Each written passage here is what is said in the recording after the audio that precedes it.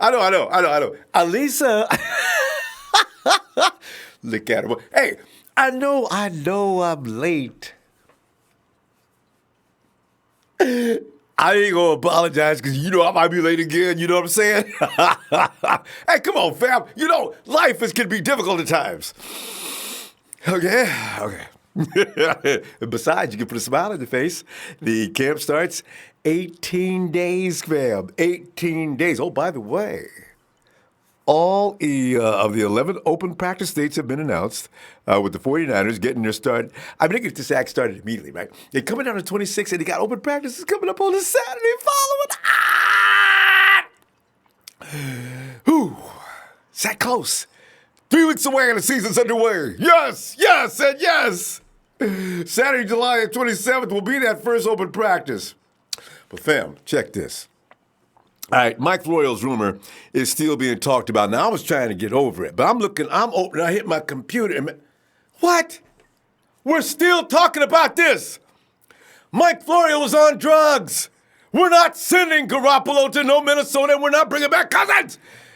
But anyway, you know what I'm going to do? Let's go ahead and get into this. And there's reasons why this is not possible, Mike Florio. Damn it. And how much would you pay? The rumor is true. How much you pay for Tre Boston? There's a lot of things to be considered picking up Tre Boston. I get into that. You know what? In here, many believe if the 49ers are to reach their true potential, they have some work to do in the secondary. Now, in particular, they could use a safety who can cover on the back end. That's everybody's pet peeve, except mine. We'll get into that later. Tre Boston is a fantastic athlete at the safety position who shows great range and overall coverage ability. He's an elite coverage safety who is still available on the open market somehow, which is really amazing to me. Now, with their need on the back end, Boston is a perfect fit for the 49ers. According to Bleacher Report's Brent Sobleski, who predicts that Boston will sign with the 49ers. I don't know where he got that from, but that's his prediction. So I was waiting for a report.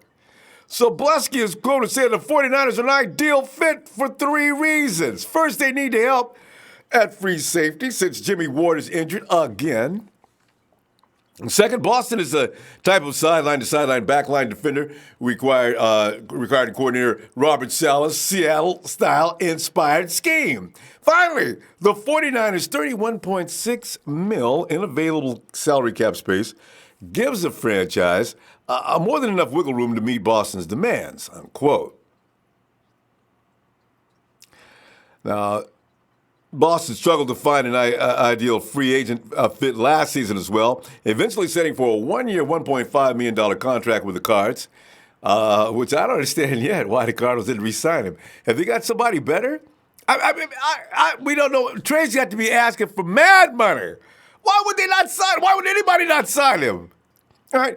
That, according to Adam Fisher, the Fort Myers News Press, is that $1.5 million contract that he got from the Cards. Boston has received numerous contract offers this season, but none of them have been satisfactory to him. He clearly believes that he's being undervalued on the open market, and a lot of people completely agree. Now, I don't know what his value is, but I'm trying to figure this one out. Why in the world? He's a legitimate impact player at the safety position, and we know this, particularly dominating in coverage. In today's NFL, where the passing game is all the rage, teams should be lining up to sign TB. Get over here, man. Let me give you a new contract. And, of course, the agent comes in and says, all right, here's what we're talking about. And I guess we're done talking here, huh? I'm trying to understand, right? So the 49ers are really looking at Tre. Fam, how much would you give him? Now, you consider all things, like we have a lot of players we need to sign next year. I mean, our safety group is probably not the best in the NFL, okay. But I don't know if they're so bad that we need to give up the farm for Tre Boston. Now, I like Tre Boston. I've made that perfectly clear. I'm the one who's been, I even tweeted back to Tre, man, good luck, because I don't understand why you ain't working. I mean, I'm all about Tre's skills. But he can't come in talking about I got to get paid more than Earl Thomas. You know what I'm saying? Because I'm Tre Boston. I ain't never broke no legs. Ain't got no iron rods in my leg. You know, if that starts up, you got to say, Tre, you know what? I tell you what, we'll call you back, man. Hide. So it gets to that. All right, fam. Let me touch upon this before we go to the phones. Here we are in the opening weeks of July. And the talk of the 49ers trading Jimmy Garoppolo to the Vikings for Kirk Cousins still lives. Now, I was trying to ignore this, but you know what? This needs to be put to bed right now. Mike Florio of PFT Live on NBC Sports is a huge Vikings fan and is actually rooting for Jimmy G to have a fail this year. He really is. He thinks that Jimmy G, you know what? If Jimmy G fails in the upcoming season, he's hoping that will prompt a deal that would possibly warm up a trade for Coach Shanahan's first choice upon arriving in Santa Clara as a head coach, and that is, of course, the incomparable Kirk Cousins. And the 49ers are happy with Cousins, and he's made that clear. I mean, if Kirk's listened to him on my PFT Live, he's probably saying, what's this guy got against me? You're getting paid a lot, Kirk. But you know what? It's just a stupid rumor on Florio's part, but maybe, I don't know, maybe you don't think so. Or maybe you like the idea, but let's go ahead with some details right now, real quickly, as to why in hell this is not going to happen. The narrative is if Jimmy Garoppolo tanks the 2019 season, the 49ers will move on via cutting Garoppolo and getting Minnesota Vikings quarterback Kirk Cousins. It stems from the reports that Shanahan originally wanted Cousins when he arrived in San Francisco, but Jimmy G jumped up and did the Jimmy G. And the narrative described has everyone in a tizzy. And I'm here to, here's the thing. The 49ers could do that. They also could fire Shanahan and John Lynch after this season and say, to hell with it, we're starting all over. To trade Michael McGlinchey for a tuna fish sandwich. I mean, this is how far-fetched all this is. So, could and will are two different things, though, and since there's no report beginning or substantiating any of these speculations, it's just that Mike Florio's silly opinion, all right? Number one, I just go right down through here just to make sure we can all rest easy. It ain't gonna happen, fam. Garoppolo needs to just be bad. I mean, real bad. Not just bad, real bad. And the only way the 49ers bench cut Jimmy G is to decide to collect another IR designation. Now, that could piss people off. Or if his play just sucks. I mean, it really had to just suck. All right? He would have to suddenly morph into Brock Osweiler is what he'd have to do. You know what I'm saying? I know Tyler said, what's wrong with Brock Osweiler? Everything is wrong with Brock Osweiler.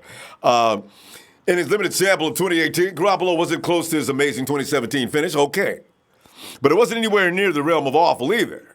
So if we see interceptions, inexcusable interceptions, the kind that to start with, we want Mullins. We want Mullins. Okay, now you got everybody's attention. And so there might be some trouble in paradise at that point. Then JG could be sent to the pine. Enter Nick Mullins in the beginning of a problem, all right? So the 49ers have this guy on a decent 4-year deal anyway and they've already seen Garoppolo's ceiling. All right, this is why it's all science fiction. Jimmy G was struggling last year at the beginning of his 3 games due to the fact they were just incorporating a new system and everybody's trying to get on board, get in sync, and get in tune, and that was a part of that. And it started happening around game 3 when he went out, too. He'd have to take things in the tank to change their minds on that anyway. So, because the 49ers have a decent deal on this guy, right? Parad's already, pretty much, he's gotten a lot of his money already paid up front, and this is what the 49ers aim to do.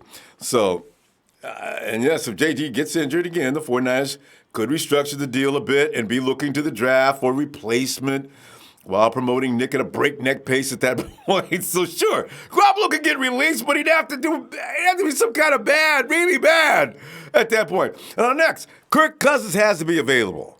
Nobody said Kirk Cousins is just going to be available just because Jimmy G's having a bad season. What if he goes crazy next year? Mike Florio? All right, so the Vikings didn't get exactly what they wanted with Kirk Cousins in 2018. But they also have him for another 2 years. And if Jimmy Garoppolo does poorly, everyone's looking at Cousins? Well, wait a minute, because here's the thing, fam. The Vikings have to trade him, and Cousins' contract has a no-trade clause. It's not like the Vikings would, but yes, the Vikings had a disappointing 8-7-1 finish in 2018. But a lot of it was unfairly placed on Cousins' shoulders. I'll tell you what, though, they were gifted one game anyway. 49ers had no business losing that first game, fam. Look back at what happened. I mean, George Kittle missed a touchdown right through his hands. And you know how George runs. They weren't going to catch him. Pierre Garçon, another drop pass in the end zone. And then you got Morris. Talk about my arms were sweaty. Well, why don't you call timeout and wipe your arms off? But he didn't. So he fumbles the ball on the 1 yard line. And that's 21 points the 49ers left on the board. How many points did the 49ers lose by? All right. So, they're crying about the 8-7-1 finish, but a lot of it was on Cousins' shoulders. They'd have had 9 wins if it weren't for the kicker in week 2. This is why I worry about Robbie Gould. 10 wins if the Vikings defense didn't collapse in week 3. Wasn't that against Buffalo? Vikings are a very comical team. You think about it. So a deal involving the 49ers would be trading a draft pick for a quarterback who would have a year left on a mega deal. And even if Cousins agreed to do it, does he want to go to San Francisco? I mean, nobody's even asked Kirk. Kirk, how do you feel about this, man? You want to get up out of here and go to California? This is a team that was going to get him in 2018, 49ers, right? And then scrap that idea with Jimmy G on everybody. Would he want to come here after all the drama he had with the 49ers? Then watching them give Jimmy G a deal and IR and then a vote of no confidence? And with Cousins' contract having a no franchise tag clause, if the 49ers pull off a trade, they would then, in effect, be sending a draft pick for a quarterback who will be 32 years old in 2020. And then they have to lock him up on another long-term deal? Boy, they got to stop. Mike Florio's got to stop smoking that low-grade crack. They have no second-round pick in 2020. They gave that up for D Ford. So do the Vikings release Cousins? Release him and eat $31 million of dead money? Man, ain't no quarterback in the world that bad. It ain't going to happen, fam. And wait, there's more. I spoke too soon. Remember, when the Texans traded Osweiler to Cleveland Browns to get the money off the books. Here. Please. Begging you, please. Take Brock. Please. We'll pay you. Just take him out of here. So, there is the Brock Osweiler possibility, but not with Jimmy G. Because if he was going to look like Brock Osweiler, it would look like him a long time ago, right? As far as release, that's not happening, fam. And finally, quarterback prospects have to be awful. If the 49ers decide Jimmy G isn't the guy, then it would be time to look at Nick Mullins or, heaven forbid, C.J. Beathard. One won't be with the team in a few months anyway. 2 backups who are fluent in the Kyle Shanahan system. Then they're the first choices. And then, of course, it's a draft. If J.G. plays as bad as necessary to get all of this madness rolling, or the 49ers are back in the top 5 of the draft and they're looking at a quarterback. That's the bottom line. I mean, yes, Cousins did well in Shanahan's offense, and yes, he played in it, but he's had 3 OCs since then. Right? And it's not like he walks through the door and instantly remembers the entire playbook of Shanahan, because Shanahan, he modifies that thing each and every year. So Kirk's going to come in and go through the same curve as everybody else, most likely. So the bottom line is the 49ers played poorly in 2019. Shanahan isn't fired, but his seat is getting warm. Cousins would know this, and then he probably, y'all need me, give me my, that ain't going to work, see. So one bad, as I say, acclimated, and all of a sudden he's without the coach he covets, and he's with the new guy. And, I could go on with this for a long time, but I think I'm pretty much covered. Fam, it's not going to happen. So when anybody starts telling you about, man, you guys may be getting Kirk Cousins next year, tell him where to go. And go be no Kirk Cousins. Stipulations are endless. There is no way or possibility that Kirk Cousins will be in San Francisco. Now, I ain't saying Jimmy Garoppolo, he could bomb. Any quarterback could bomb. But that's the bottom line on all of this. And then, of course, they'll go to plan B, which probably does not include Kirk Cousins. But I doubt, seriously, I would bet a whole lot on Jimmy G coming around this year. Because like I said, the dude is, when you come off of an injury like Jimmy G did and he was about to prove himself, I think it gives him new incentive. I think Jimmy G comes out and looks a lot like he did in 2017 and above that. Why? Because he'll have Kyle Shanahan's playbook all the way down. Why? Because he'll have everybody else out there that also has the playbook down. That already makes for an incredible impact on what's going to happen now. And then you look at them running backs, that running back group just makes me. And then you look at all the wide receivers and attitude, all young and all talented. This offense is going to be absolutely lit. And the offensive line being in their second year, the table is set. The signs are pointing toward the stars as the stars line up saying, "Go Niners!" You can feel it. It's not like we're looking at talents we hope do good. No. These are talents that will do good. And the defense, don't even get me started. Man, I'm telling you right now. Hey, Ray Jr. was saying, hey, what's wrong? How was your day? It's awesome. Oh, today. It's Tuesdays. Monday Night Raw. And Simi Long, 52. We're getting closer, fam. Bruce says, "Sup, Ronbo? Nine fam. Nobody likes a cousin. Likes a cousin fur." That's gonna be a typo, but I like it. JD, Watsonville High School. What's up, guy? I'm here early today. JD. Daniel Andre says it's Monday Night Raw. Cousins is more seasoned than Jimmy, but Jimmy G's ceiling is so much higher. See, that's the bottom. That's what I'm always thinking. Cousins is already. This is the best Cousins is gonna get right now. This is what you're seeing. No, Jimmy G has upper trajectory. Where is it going to go? We have no idea. We would be fools to trade Jimmy for Kirk. It's not gonna go wrong. Jimmy's our franchise. I agree. Local 49ers fan, man, Arizona's fan base is so empty, it makes the Rams fan base look deep. I get a local 49ers fan. I think he lives out in Arizona because he's really working in fans all the time. Yeah, and local 49ers fan, there's an Arizona Cardinals fan that's always in the comments. Go after that boy. Every chance I get, I go after him. He's always putting down stats and reasons why the Cardinals going to win the NFC West. I can't. I'm tears rolling. I'm laughing so hard I can't even type. Ramiro Razzo. His name is Lazo, by the way. Ramiro Lasso. Hit that like. Ramiro's right. Please hit that like. Ralph Claudio Jr. Claudio. Why are we going to talk about Cousins? The boy is trash. He is what he is going to be. No more, but maybe a whole lot less. And see, this is the thing, So Mike Florio keeps trying to say, reuniting Kyle Shanahan with his first love, Kirk Cousins, would probably be an ideal situation, and the Vikings could move on from him. But Mike doesn't finish that up. I know what he's going to say, though. But he wants Jimmy G over there, too. Marcel Hutchinson, I got the Niners sweeping the Cards and the Rams. O-line is solid. D-line is solid. Let's get it 13-3. Jordan Kelly, all this is just off-season craziness and writers who want clicks, I know. And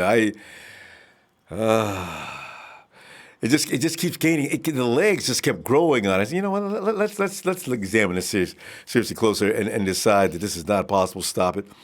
Perry E. Howard, hello, people. I'm ready for football season. Hurry up. You got less than 3 weeks now. We're approaching a little over 2 weeks. Little over 2 weeks. Doesn't that sound good? Just a little over 2 weeks. And fans will be gathered out in Santa Clara watching the 49ers. I wonder if they're going to be hazing up the rookies again this year like they did last year. That was an entertaining part of the program. I hope they do it. Oh, let's get on in here and see what's up.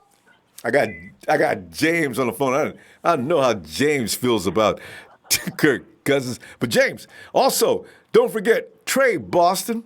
If you want him, what would you be willing to pay him? And good evening, James. Good evening, Ronbo. Good evening, Niner Empire. Thank you for once again for another day of 49er moment and getting to the analytics and everything involved with what's going on with our team. But I'll tell you this much. I don't know what Matt Mayock is snorting and smoking. Florio. Or whatever he's doing, or using oils maybe. I don't know. But at the end of the day, he's definitely had a little too much. He's had his share because let me tell you something. Kirk Cousins and Jimmy Garoppolo are two different quarterbacks. And I can tell you this much. Garoppolo to me is going to pan out. It's going to happen. Brady had a torn ACL, came back and had that 18-0 run the next season. I forgot the weirdness about that season, why they didn't get into the playoffs. Something happened. But, I mean, he came off of a torn ACL and lit up the league and continued doing that for some years now. But, everybody, it's amazing because when you're a dumpster fire, okay, when you're a dumpster fire and there's nothing but 94.9% of negativity to talk about your team because you don't have a good quarterback. Your running backs are on drugs or can't stay out of jail. You got linebackers that, they change into monsters after they have this weird sex with these people. So, I mean, it's like when you're in a snowstorm of bad things, they're not going to say anything bad about us, not even give us the slightest of hope. Now, there's so much hope and optimism for our team, and they're ready to evolve right now. You look at them, you listen to them, you see what kind of players they're bringing in, the type of characters they're bringing in to the team. And, I mean, it's like it's all systems go, man. It's the same thing with Robert Seller talking about all gas, no brakes. Let me tell you something. It's going to be extremely scary for some opposing offenses as well as their opposing defense because of what Kyle Shanahan is putting together. And it's just an all-around team. And that guy, Matt Miaka, the greatest thing I could see happen, which I would love, is to see us come out and light this season up and shut up all them naysayers, all them doubters. Just have a whole chat room of, remember when Matt Miaka and that disgusting three-eyeballed Nate Burleson, okay, wear glasses in the back of his head and the front of his face, all right? That's exactly what he is. And do a segment to be able to throw it right back at him. And it's going to happen. I'm not going to put it off. It's going to happen because this is our time right now. And, I mean, Garoppolo, he got a lot to prove.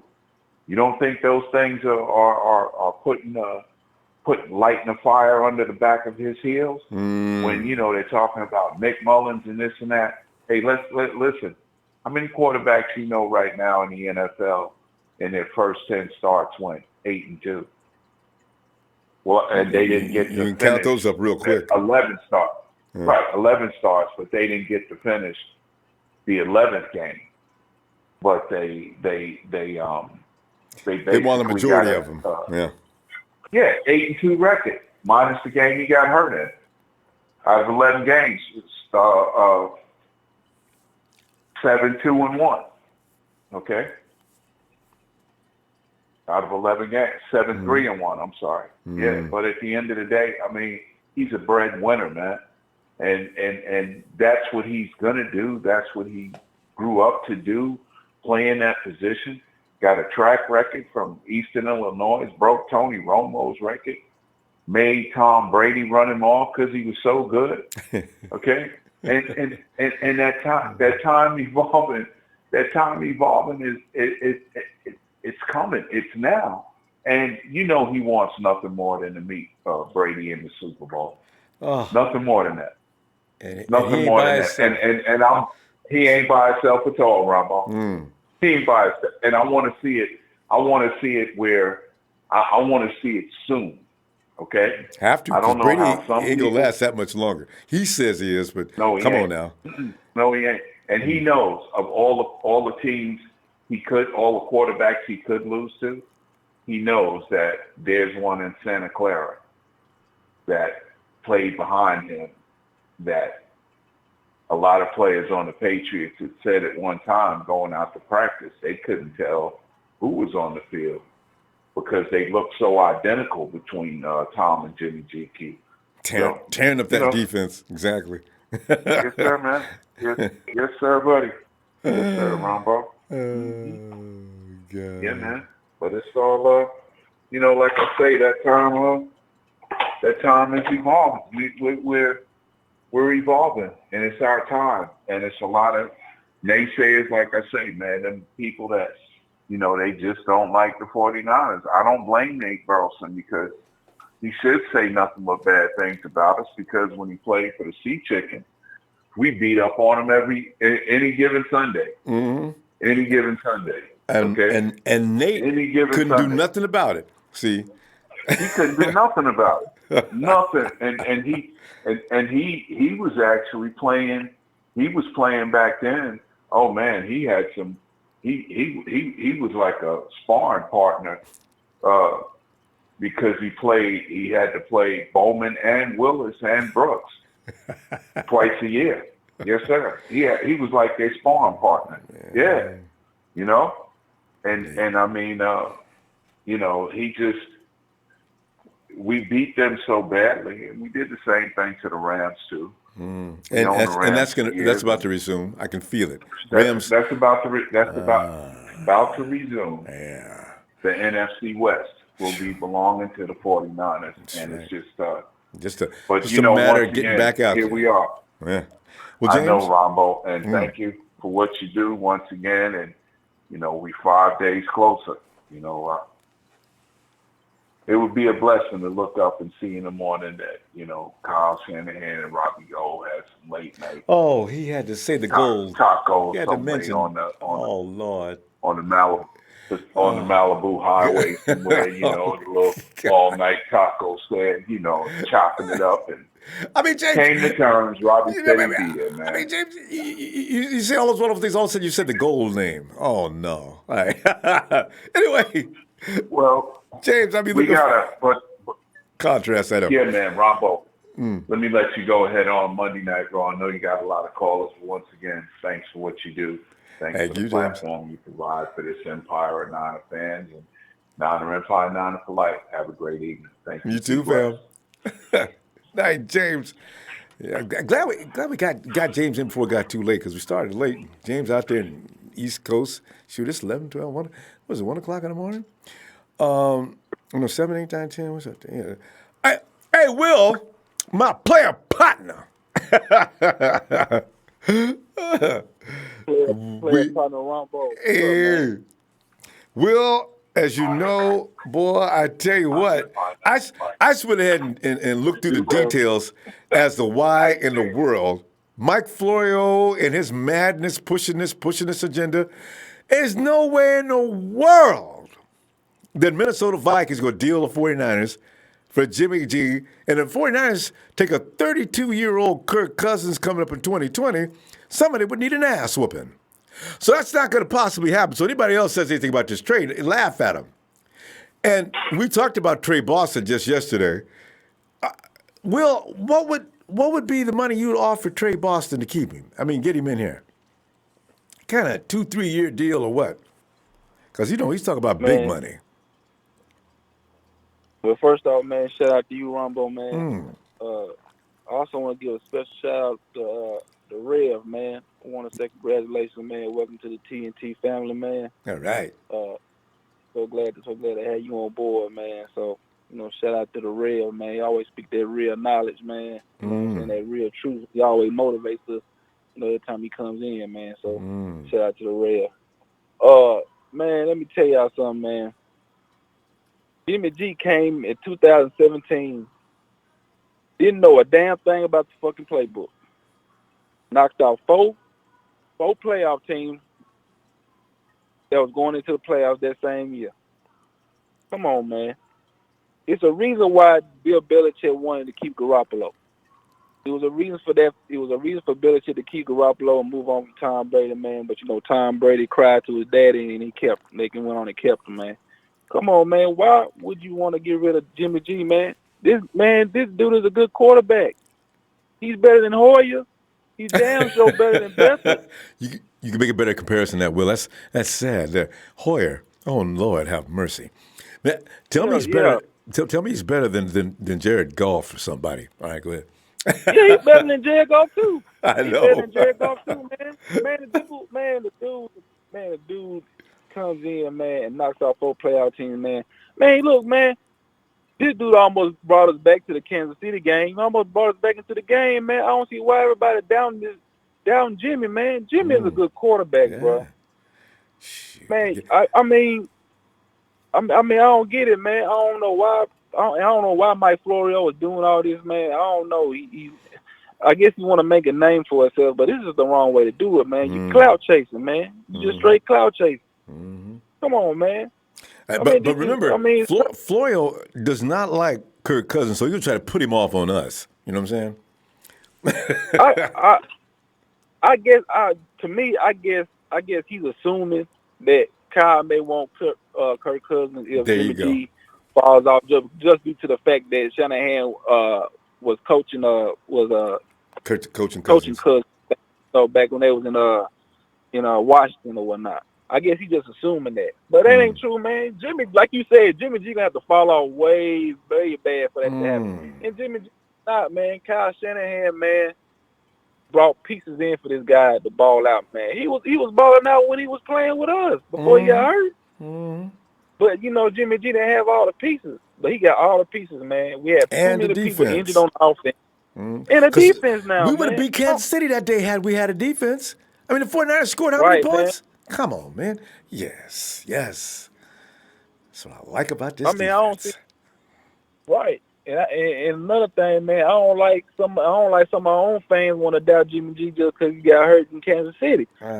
We all praised him. We all praised him when he came in 2017. But then when he get hurt, y'all want to doubt the man talking about sample size and he ain't play a full team. Man, that's bullshit, man. I know, and he ain't showed me nothing yet. What do you mean he ain't showed you nothing yet? What else you need to what? God. He knocked out the number one defense the year prior was the Jacksonville Jaguars. Cut them boys up and right. That might be everything he could imagine to them boys, man, Jacksonville. And Will, Jimmy G, man.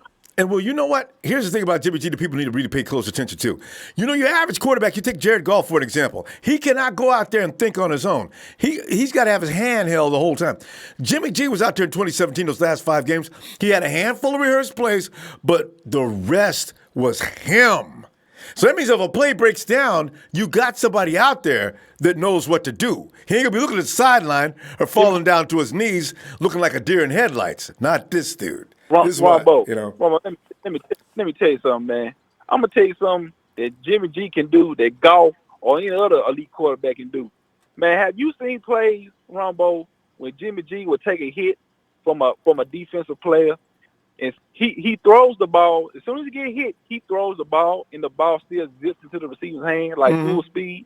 It's accurate. He throws the ball while he gets hit and the ball and somehow the ball is it still got a zip to it, and it lands right dead in the numbers to the receiver. Why he's getting hit? And add to that, he's spinning. He lets that ball go. He's spinning, trying to protect himself at the same time. He does that all within a split second. Ball's gone accurately.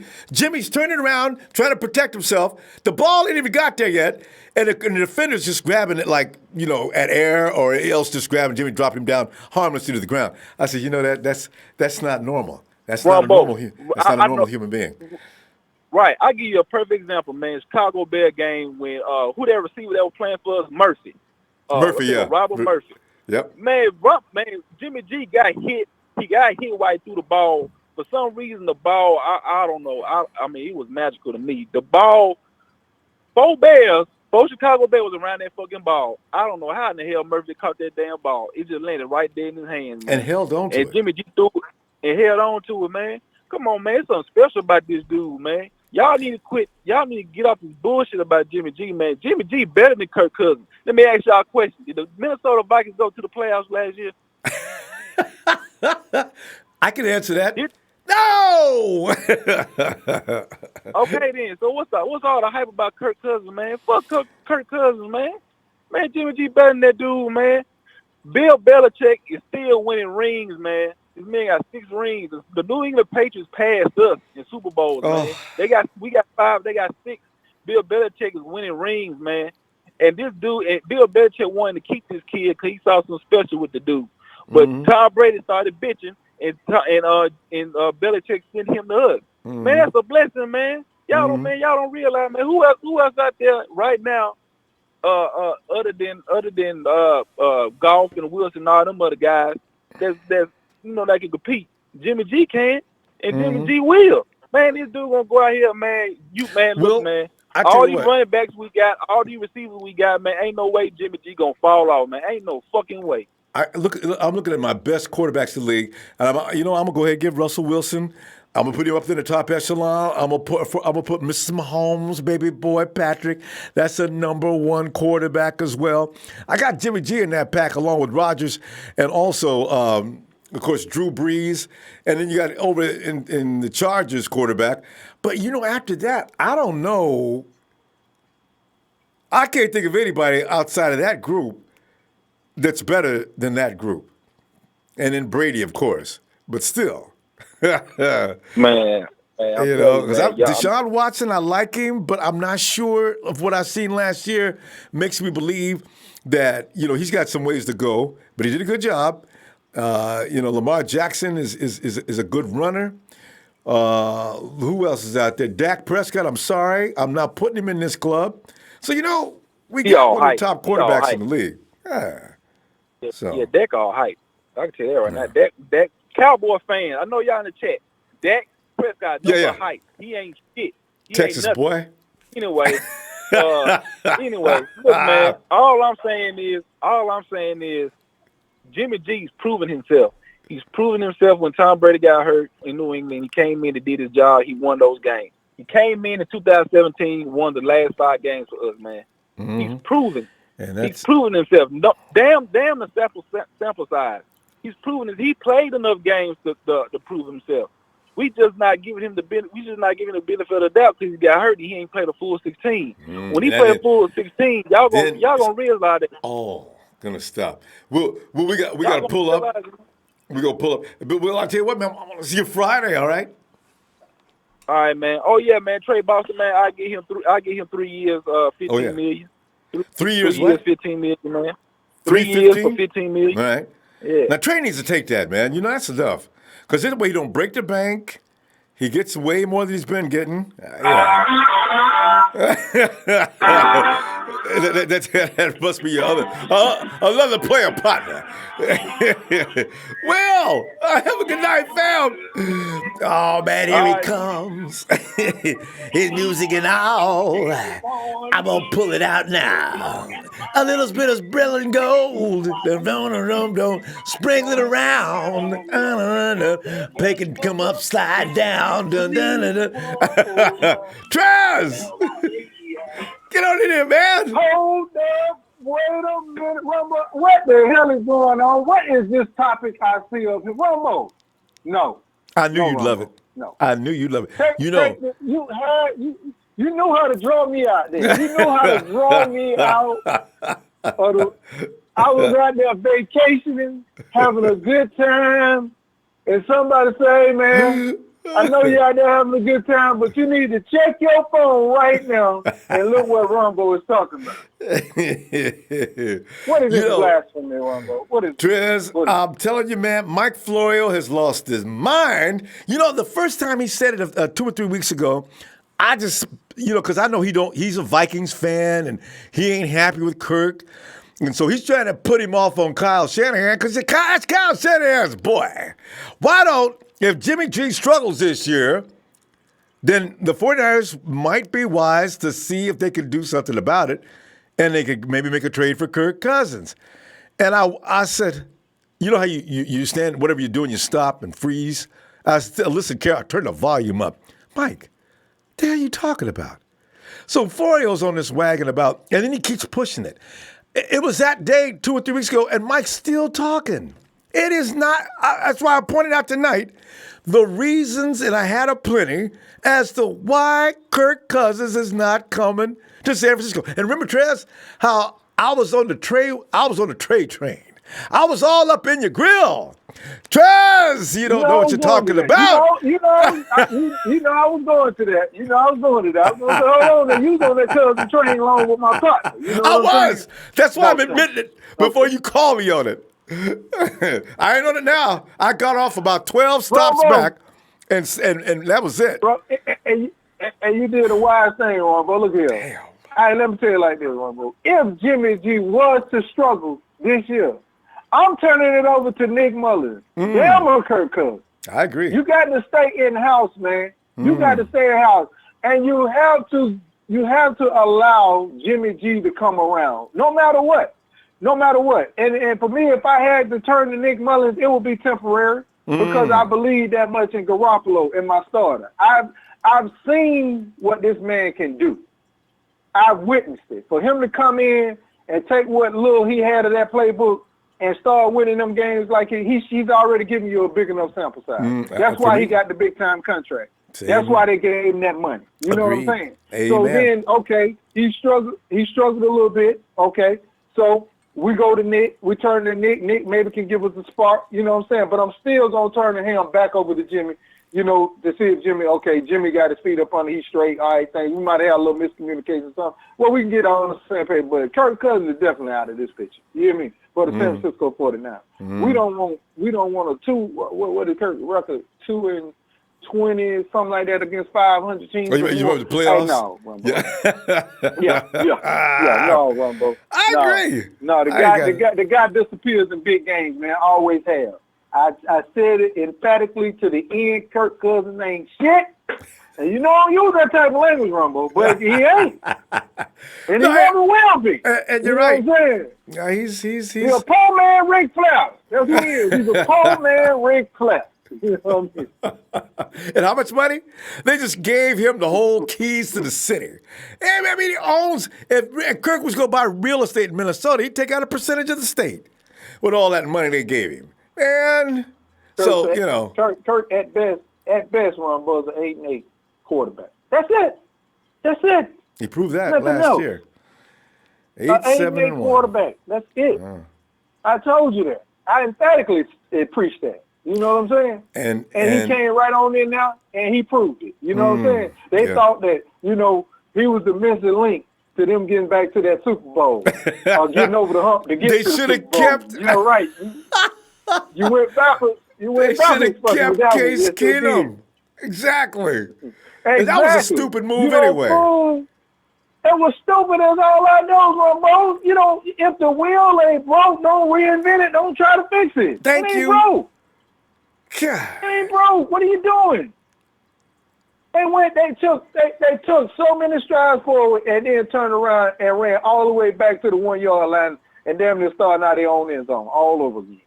That was stupid. Trez, that was stupid. I tell you what though, if golf totally implodes this year and loses all confidence, like I'm thinking he just might, because it looks like his body's now, his mind is in a fragile place. You know, McVay will definitely be interested in talking to Minnie. And, you know, because he already said, you know, he'd be interested anyway. So it's going to be funny to see what happens next year. Tell Buddy to take that talk over there to McVay. Yeah. We don't need it over here. Tell you. You know, Garoppolo is our quarterback. Yeah. And, but see, Mike and after Florio, that, Nick Mullins is our quarterback. there you go. You know, or the 49ers we're go to the keep draft. everything. Yeah, because Mike Florio doesn't want Jared Goff. See, this is the funny thing about Mike Florio. He's picking the 49ers to make that deal because he wants to get Garoppolo in return. You know, you can see that. He's trying not to mention it, but he says, the 49ers probably may want to move on from Garoppolo should he fail next year. Mike, what gives you the idea that Garoppolo's failing? He hurt his knee. He didn't hurt anything else. So, yeah. And I'm gonna say this too. For all those people out there keep hollering about, we have enough talent on this team now to be a 10-win, 11-win team. All that trade this person, trade that person, trade this person. There's certain people on our team that we can get rid of, but then there's certain people we can't get rid of. I don't want to see a good player who's yet to you know, prove, you know, he's worthy to be in this league. He got a lot of future to him, you know, such as a Nick Mullins as a good bag-up quarterback. And people talking about trade Nick Mullins. No, what's up? For a draft pick, Trez. What was for a draft pick? Yeah, they're talking about a draft. And then we ain't got no backup. Yes. That don't make sense. CJ sitting on the bench. Stop with the trade. Right. Stop trade. Right. If anything, we trade CJ. You know what I'm saying? That's if anything. Trez, what are you going to get for CJ, though? Get on right on time. Trez, this is why when people, I haven't seen this in every social media. A 7th-round pick. What? A 7th round. A 7th round pick. Hey, Ronbo. Yes. Hey, check this one out. I take a 9th round pick, Ronbo, and then we don't even have a 9th round pick in the draft. There's no such thing as a 9th round pick. But I go ahead and say I take your 2020 7th round pick. Just get him the hell up out of here. You know what? I can't wait till training camp. See, because this is why we're going to see if we're right about CJ. Because some people are saying things like, well, he may have improved. Shh, man. Out here, if he did, then why couldn't he have shown some kind of improvement last year? So it's going to be interesting. Nick, I know. But you know Nick. That boy got some dog in him, Trez. Yeah. I'm telling you, he got some dog in him. He got some dog in him, Ronbo. He reminds me a lot of Dallas quarterback when he first came in. Tony Romo. When Romo came in, Romo had dog in him. He had dog in him. You saw Romo coming along. You saw it. Yeah. I said, that kid going to be the starter sooner or later. He going to be the starter. You know what I'm saying? And, but this just blasphemy, man. Look, you got to stay in-house on this whole quarterback situation, man. We cannot be starting over with this guy, that guy, this guy. We got our 2 guys here. We feel comfortable with our starter. We know he's our starter, and if we have to go and rely on our backup, we got a proven backup also too. So let's just keep it in-house, man. We got time for all that.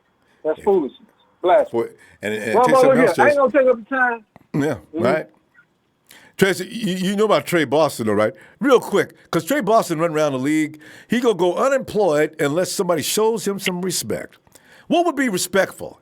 3-year deal, Will just said 3 years, $15 million. Would you go that far? Would you go more or less?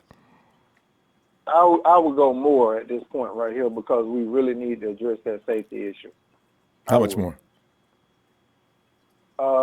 Put another 5 on it. So, yeah. So it's 3 years, 20? But I make it a 2-year deal. I don't need a 3-year deal.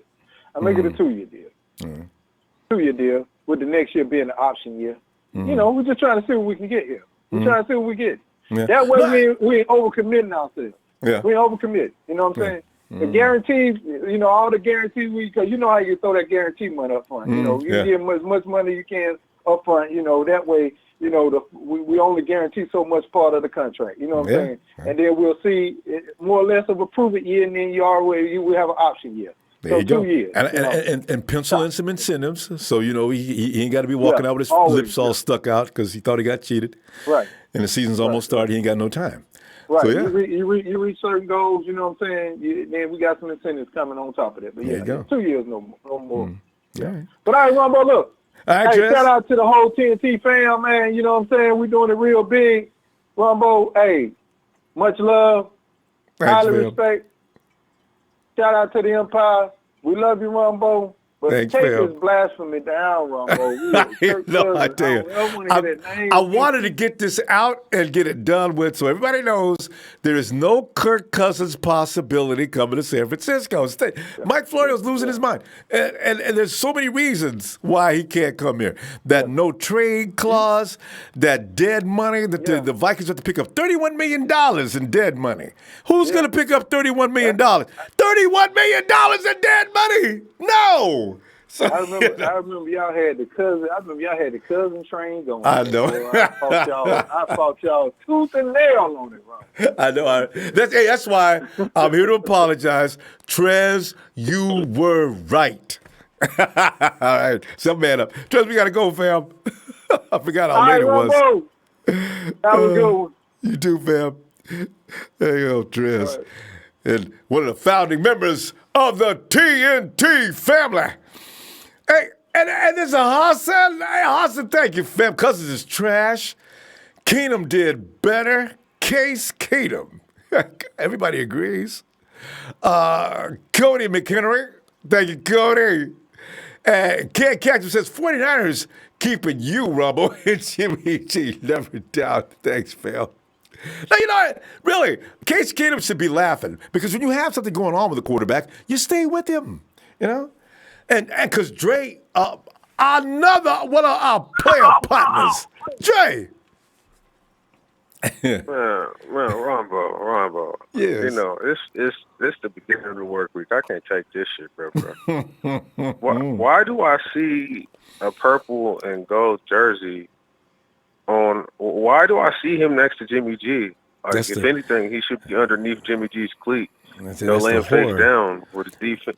Like, what That's the fuck is going on? Like, why are we even entertaining this? Like, I'm pretty sure there's a lot of other good content that we could entertain. Like, Mike Florio, he's a nobody. Like, why are we NBC Sports? Like, come you on, you bro. Like, why? because I Why? just wanted to outline each and every detail as to why this is not possible. So anybody that's having this conversation, because you run into people here and there on the social media saying we might be getting Cousins in 2020. Oh No one. man, look, bro. Oh You no, look, no, no, bro. that's not going to Look, bro. happen. You know, a motherfucker don't even got confidence in himself when he signed a big contract and put a no trade clause in there because he know he ain't gonna produce to be worth that money. First of all, second of all, you just said it. 31 million in dead money. We got 36 million in cap space, and we need to re-sign Defoe and George Kittle. It's not gonna fucking happen. Third of all, this is the same guy who has, I believe, it's like a 17% record when it comes to teams above 500. You know what I'm saying? It's Yeah, probably like 5-20. It's just horrible. Like, why are we even entertaining this, bro? Look, man, when you throw for 5,000 yards and you still 8-8, lost. you know what I'm saying? I don't want you. Yards ain't. I mean, come on, man. Even Derek Carr threw for 4,000 yards last year, and how many games did they win? And Raider fans are still talking about that too. Come Like, on, bro. man. Come on, bro.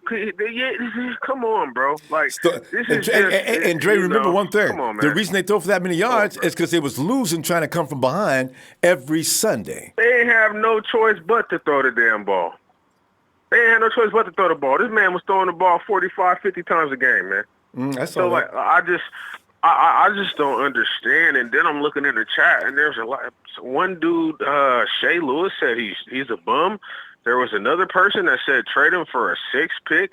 There's another one that said trade him. He's trash. Trade him for a 7 pick. Like, bro, where was all of this talk? Like, you know, last year when we was coming into the season. Like, man, just like my TNT brother Trez said, man. You know, you got these dudes who support somebody, and as soon as they get an injury or we face some adversity, then he's trash. Like, do I have to say this again? Belichick told Shanahan that he wanted to keep Garoppolo and trade Brady. Brady and his bunch wouldn't talk to Daddy Kraft, and then he told Belichick, either you keep Brady or you get fired. Now, we all know Bill Belichick is a great coach, right? Why would he want to keep Garoppolo and trade Brady? Do And you you know know how that he is. if Robert Kraft would have okayed this, we would have Tom Brady right now? There is a reason for him wanting to keep Garoppolo. You know why? Because he's a good quarterback. Did you ever hear him talking about going to get Kirk Cousins to back up? Not once. I mean, bro, yeah, this is stressing me out, bro. Like, I'm just ready for training camp to start, man, because this is some a little over nonsense. 2 weeks. And then you know what this could do? This could create deception and dissension between Garoppolo and John Lynch and Shanahan. Like, he could be going in there. He could read this article because you know we ain't the – man, this is the internet, bro. Like, we're not the only people who sees this shit. I'm pretty sure if I was Jimmy G, I would go into the office and be like, bro, what is it? Where is this shit coming from? Like, you still on the Kirk Cousins? Like, this is not good for our franchise, bro. Like, this is not cool. Like if I was John Lynch, I'll call and I'll check the fuck out of Mike Florio. Hey, motherfuckers just throwing shit out there, bro. But Dre, people just throw shit out there. You know one thing about the 49ers locker room, you know, nobody takes it. Remember when Antonio Brown was on his way to San Francisco out there working out with Jerry Rice and everything? You know, did you notice none of our wide receivers were concerned? I mean, you had, you know, George Kittle trying to see what's up, and he even asked what's up, but nobody else flinched. I don't think the 49ers, I think they go through the locker room sometime and make announcements. All right, you've all heard about the Antonio Brown situation. Please disregard it. We've been honest with you for this point, and we're not going to lie to you now. Antonio Brown is not in our future plans. Let's work hard here, guys. Let's get ready for 2019, end of subject. And I'm sure Jimmy's already been told, I'm sure you heard Mike Florio smoking low-grade dope tonight talking, so listen, don't pay any attention to it. He's smoking high-grade dope, nigga. That ain't no low-grade. He's smoking that high-grade. You feel me? That ain't no low-grade, homie. He's smoking, you know what I'm saying? Man. But when you start talking stupid, I always think you got that nickel bag for $2, you know what I'm saying? We don't, sticks and seeds and shit. He's smoking tree and the motherfucking seeds just pop, pop, pop, pop, pop, pop. Walking down the street sound like firecrackers. Man, hey, man, this, is just ridiculous, you know what I'm saying? And I get what you're saying about AB. I mean, he's one of those 5 guys, that I said, that has had 8 or more combined touchdowns in 3 years in a row. Also, over 1,200 yards, you know what I'm saying? He's a great talent, but ultimately we all knew that he would not fit in our team scheme and what we want in our locker room. I was watching this thing where AB was at practice, and he was talking to one of the younger guys, and he was like, man, AB, you a problem. And then he was like, no, bruh, I'm the answer.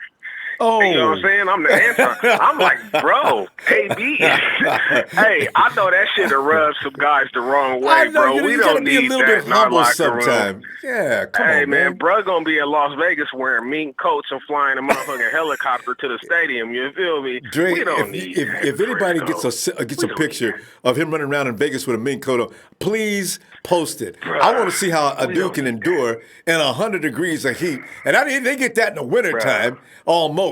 You think that coat. Shit. You know he'd do that. AB would do some shit like that. You know what I'm saying? With some tiger stripe pants and shit. You know what I'm saying? AB would do some wild shit. We don't need that, bruh. We just don't need that, bruh. God. Guys, just don't pay attention to this. Yeah. Dre, you know what I'm saying? Like, they obviously want us to be paying attention to this, man. But it ain't gonna happen. But Dre, real quick, because we haven't run out of time, give me some money. Give me some money for Tre Boston. That's another thing that I'm tired of talking about. What do you think, though? I'm tired of talking to bro. If you are that talented, because Tre Boston is talented. I think he had 4 picks last year. The sideline, he is talented. If you're that talented and you're not on the roster, there's obviously a reason for it. They say he's asking for too much money. That's going on behind the lines that we don't know about, man. No, Ronbo. Think it's more than that? Nah, bruh. Okay. Bruh, I'm telling you, if you that damn talented and you're not on the roster by now, and you weren't injured last year. You've been balling for the last 2 years in Arizona. There's obviously something going on. You know what I'm saying? And like I said, if we have to re-sign Defoe and George Kittle next year. Yes. We have to. There you go. We have to. We don't have no money to give Tre Boston 20. He probably won about 20, 25 million for the next 3 years. I know he won at least 20. And you know what? He's worth it. Just not with us. Our front seven is more important. Front seven is going to make our man. Come on, it's going to make us look real good.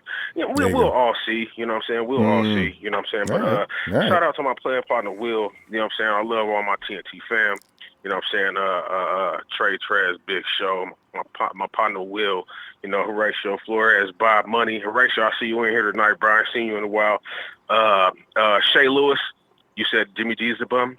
Stay off that high-grade dope. You know what I'm saying? You and Mike Florio been kicking it. You know what I'm saying? He ain't a good dude to be around right now. You know what I'm saying? Crack kills. You heard what Nancy Reagan said, just say no. All right, Ronbo, go. Night, Dre. Oh, man. But I've been family shit now. Now, the thing is, think about the money's involved. Remember, if anybody asks you or starts in on a deal, remember there's too much money involved, even if they wanted to make such an insane deal. And we'd end up with a 32-year-old quarterback in 2020, and Jimmy G would just, he'd be 28, 29? 28, actually, because he'll be 28 this year. Yeah, 29. That's 3 years difference. And I, just like everybody else, Kirk's reached his ceiling. And Jimmy's right around, put Kirk here, all right? I'll go that far, and put Jimmy right around here. Now, Jimmy's ceiling, I suspect, is about that high above Kirk Cousins. Because Kirk has. Anyway. And I know, Ronbo, you was on all over Kirk a few months ago, you and Tre, and you was calling him Cousin Tre right along with Tre. We've come around. We understand now the error of our ways, and I'm apologizing.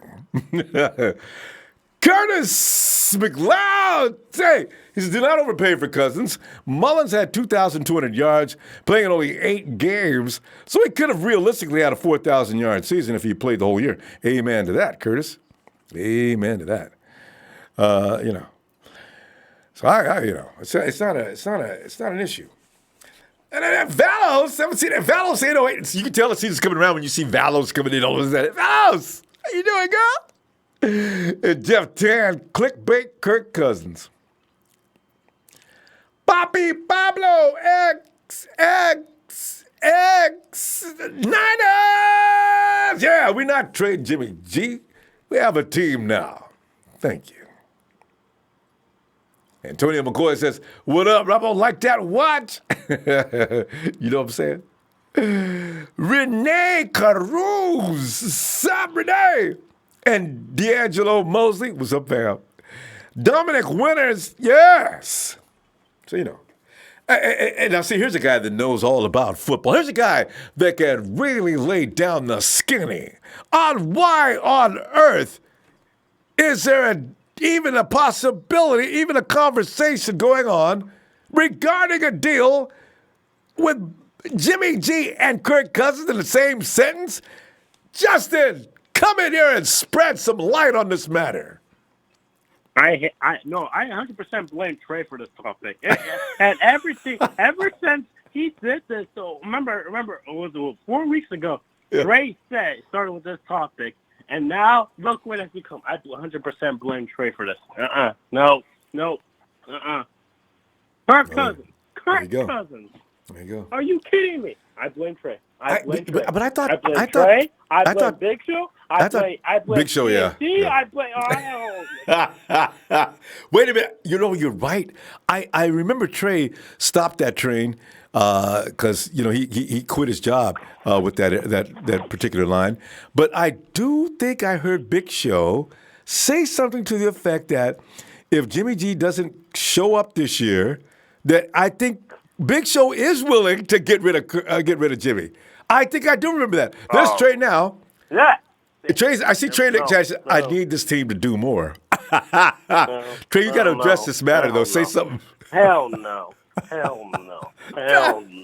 God. All right. You remember the last? I'll keep going to this point until because apparently my point hasn't been hit in the head. I'm sick right now. I don't know if you can hear me that well, so I'm trying to be as clear as possible. Last year, all Kirk Cousins had to do was at Chicago. Chicago didn't even start half their starters. Khalil Mack wasn't starting. Half the defensive linemen wasn't starting because they were already in the playoffs, right? All they had to do was go to Chicago, win the game. That's it. Nothing else, and they would have been in. They couldn't do that. For 2 quarters, Kirk Cousins went up and down the field. No points. Justin, awful. Justin, time out. Justin, hold. I need a replay. Did I just hear you say that Chicago rested some of their starters? Yes. On the week 17 against the Vikings, they did. Their defensive starters. Really? So yes. I didn't know about all that. Vikings had to do was literally just win the game. That's it. And they would have gone to the playoffs. That's all they had to do. And the Bears didn't care. All they set their people all they had to do. That's all they had to do. And Kirk Cousins went up and down for 2 quarters and scored nothing. That's to show you that this guy is not awful. This guy is horrible. Like, he's horrible. Like, I don't understand this praise. He's awful. He's god awful. You know what? I think Tim Tebow was a better quarterback than him. Okay. Well, wait, Justin, you may have went too far that time. Tim Tebow. No. Wait, Justin, you're right. I thought he resigned from that job. Tre is still conducting that train. He's quoted saying, Florio knows what he's talking about. Tre, you need to come in and defend this. Justin, go ahead. I don't understand. I don't understand this, man. I don't understand this. And I should be resting in bed, but as soon as I saw this topic, I was like, oh, hell no. Not this topic again. I thought we were done. Like, I thought this coffin, I thought we hit the nail on this coffin, and I thought we sent it to the river, okay? I thought this case was done. But no. This topic keeps coming up again. Let him rest. He's not on our team. He's not going to be on our team. And Shanahan does not want him. Shanahan has faith in Garoppolo, and let it go. He's not on our team. Jesus, Amen. man. Amen to that. Let's go. Right there, Jack. Yeah, because that's, you know. And also, Kirk is as high as he's going to get. You know, you're at 30-something years old, you can already see the potential has been fully realized. That's as good as he's going to get, you know. You don't need to let this go. You don't need to let this go. I don't understand this. I don't understand this.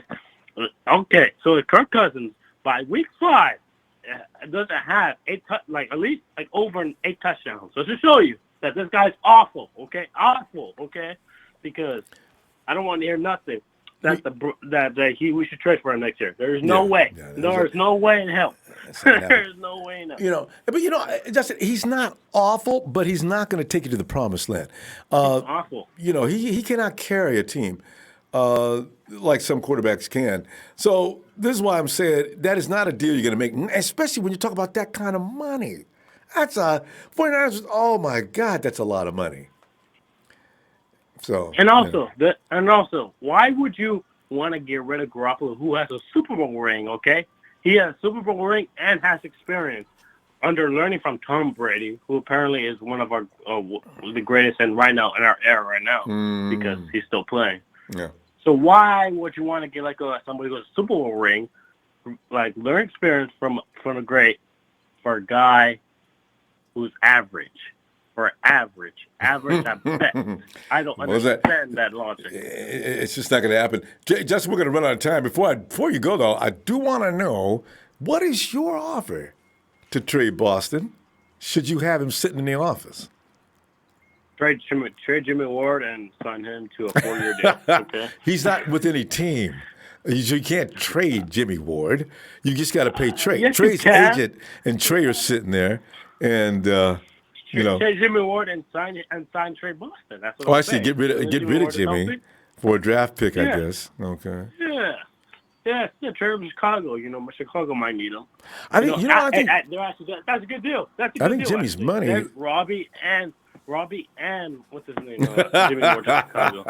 There you go. Get some picks. Chicago has a premier safety, though, as I remember. Who's that guy? Never mind. That's not going to be a good deal anyway. Dang it. They're not going to take that. Yeah, they don't need that. They do need Robbie, though. And then they say, we'll throw Jimmy in, but you only can take Robbie if you take Jimmy. So that's into that.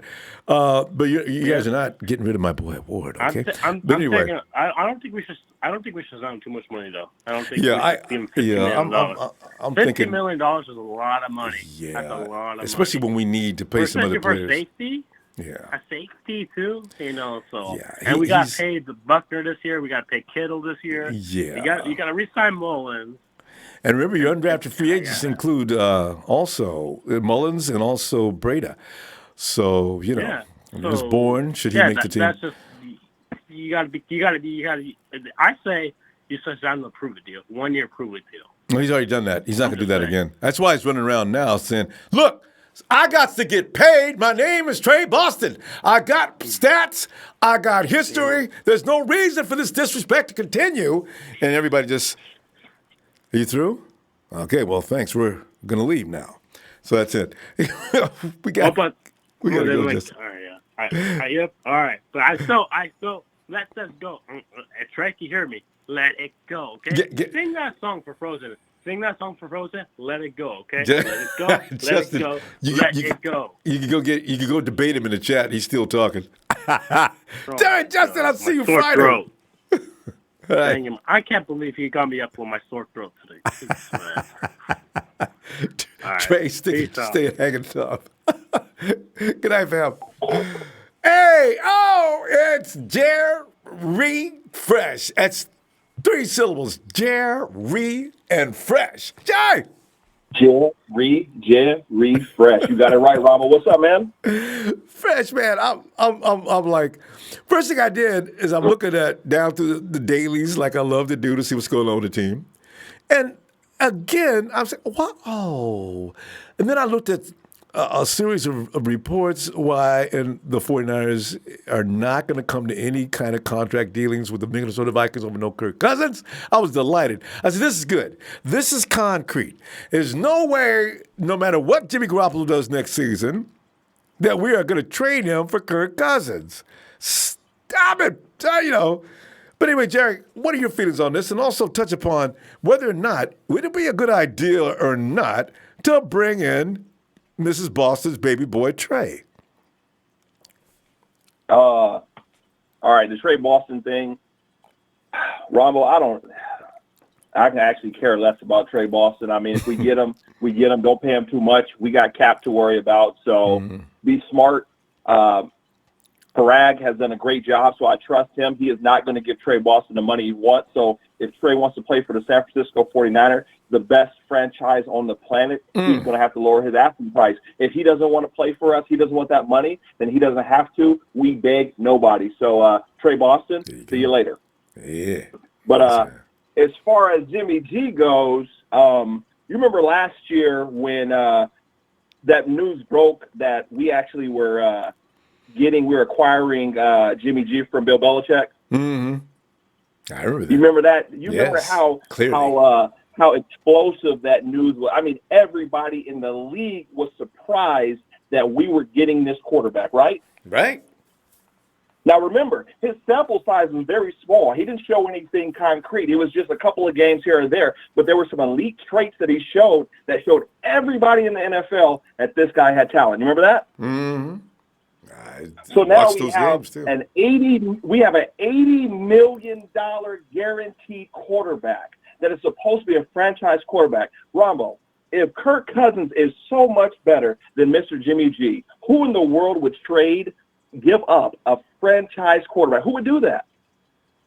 Can't imagine. Who would be willing to say, you know what, Kirk Cousins, he didn't play good, but he's a franchise starting quarterback. You know what? He's worth too much money. Let's give him up. No, nobody's going to do that. So everybody's talking about, let's get Kirk Cousins. Let's bring him over. You know what? If Kirk Cousins is this player, and don't give me he fits Kyle Shanahan's scheme, kind of like golf fits McVay's scheme. Oh my God! No. You want a quarterback that can only fit one scheme? Yes. The thing that separates Jimmy G from Kirk Cousins is that Jimmy G fits everybody's scheme. He has the skill set to play in every offense, unless you're just running the ball all day. Outstanding point. So here's the thing. Same thing with Matt Ryan. He had to take time before he learned the offense. Jimmy G's going through that process. The blessing in disguise was that he got injured. Now, people say, no, that wasn't a blessing in disguise. When you saw Jimmy G starting off, you saw a quarterback that was he was a deer in the headlight. You could see that Kyle Shanahan's offense, in order for him to process it, it's much. You have to take it on. I think Jimmy G, sitting behind the scenes, learning the X's and the O's is something huge. I just made a video on Jimmy G. I think Jimmy G is the quarterback of the future. Now, the big thing that some of my TNT family will say is the injury. Now, that is huge. Jimmy G has been injured, but they've been significant injuries. He doesn't have these nagging shoulder injuries and stuff like that. It was a stupid injury that he got last year. He should have got out of bounds. Yes. I think, Ronbo, that Jimmy G is our franchise quarterback. We're not cheating on Jimmy G with Kirk Cousins. We're not. Listen, last thing I'll say, Ronbo, I'll let you go. If Jimmy G sucks so much, do you think that Jed York is going to say, you know what? Come on, Kyle. Come on, Lynch. Let's start this damn thing over and go get Kirk Cousins, and let's just do it. No. If Jimmy G fails, guess who else fails? Musical chairs in the NFL. Including Kyle Jed. Shanahan's gone. Lynch is gone. They put all their money on – don't give me this crap about, hey, well, they can get out of the contract. No. Jimmy G fails, so does that regime. So for all of you guys out there that's saying, hey, Jimmy, you're not that good or whatnot, well, say goodbye to Kyle and Lynch, because as soon as Jimmy's gone, they're gone too. They have tied themselves to them. So get out of here with that talk. Kirk Cousins is not coming here. This is who we have, Jimmy G. That was, boy, that was perspective that cannot be questioned. That is so true, Jerry. Boy, that is so true. If Jimmy goes, the franchise goes back into the dark mode of rebuild. And rebuild it before rebuild is even finished. Shoot, that could threaten the franchise. Really could. Come on. Man. No, you're right, man. You're right, man. I'm just tired of hearing it, man. I'm hyped about the season, but the Kirk Cousins thing, man. If Kirk Cousins, think about it, man. Yeah, people are saying, well, Tom Brady's 42 years old. That's Kirk Cousins is 32. How old is Aaron Rodgers? Aaron's got to be approaching 38, 37, 38, somewhere in there, right? If I'm Aaron just guessing, Rodgers though. was 52, if Aaron Rodgers was 52, making $90 million, the Packers wouldn't trade him because he's a true franchise quarterback. Yeah. If Kirk Cousins is a legit quarterback, the Vikings would never entertain anything. It wouldn't even be a question. Kirk Cousins is a has-been. He had some time under a good coach.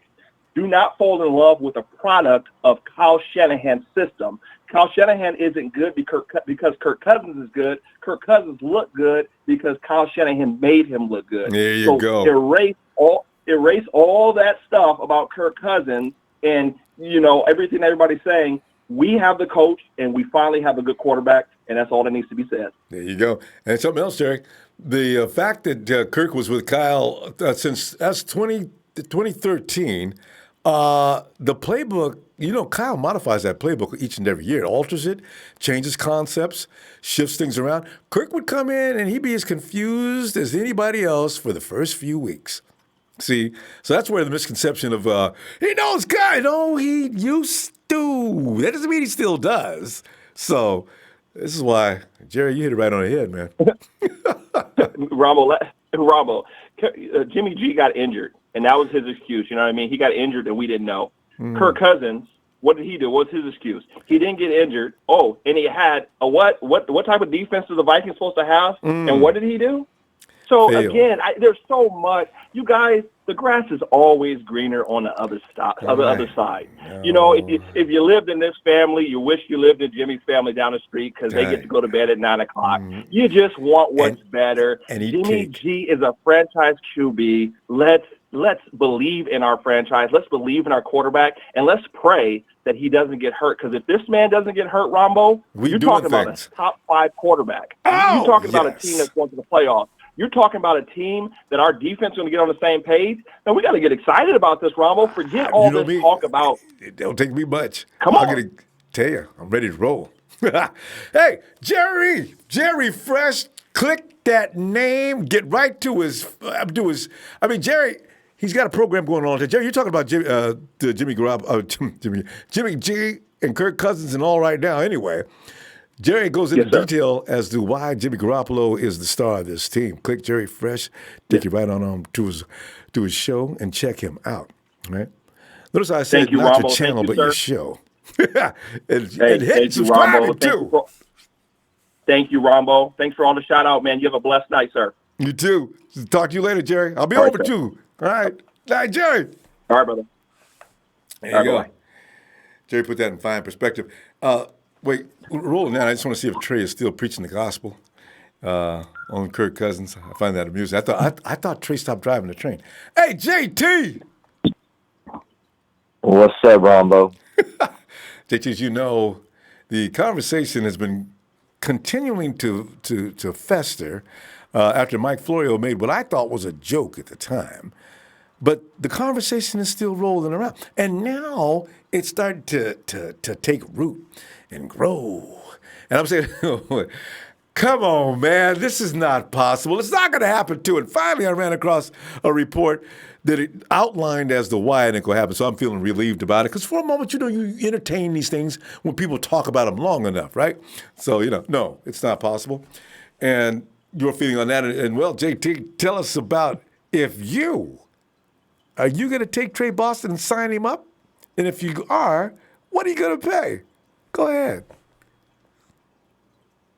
Okay, I'll start off with the Tre Boston. I was to take Tre Boston. if we was to take Tre Boston, I'm kind of with whoever said 3 years, like $5 million a year, 3 years, 15 5, million 15? 3 Yeah. years.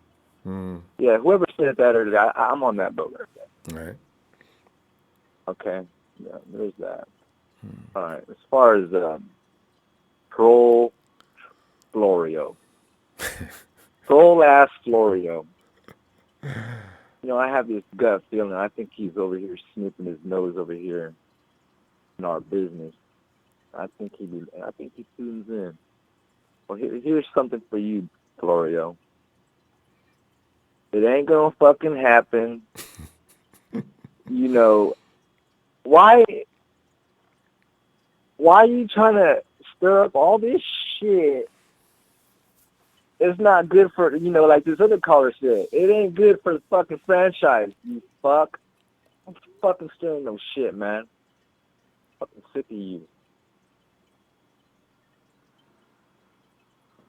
It just makes me sick to my stomach, you know, to get off work, I look at the 49er news and I see that shit. I'm done.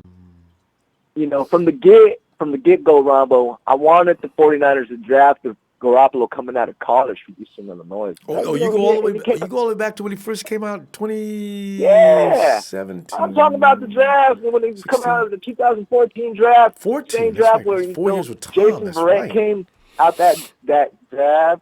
Garoppolo came out there. I had a few players on my list that I wanted the Niners to get, and I got 2 of those players that came to fruition and came on board on the 49ers. Hey, and now I got wait. Did Blake Bortles come out that year too? Yeah, he came out that year. I just realized year. What a mistake.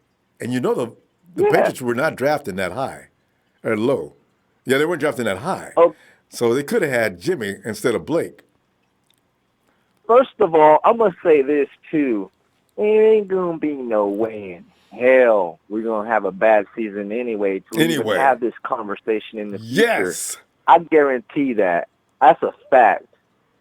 I don't see us losing less than 10 wins. Let me put it fucking that way. I sincerely believe that. 10's got to be the bottom. You know, I'm going to put that shit to rest right there because I'm fucking pissed.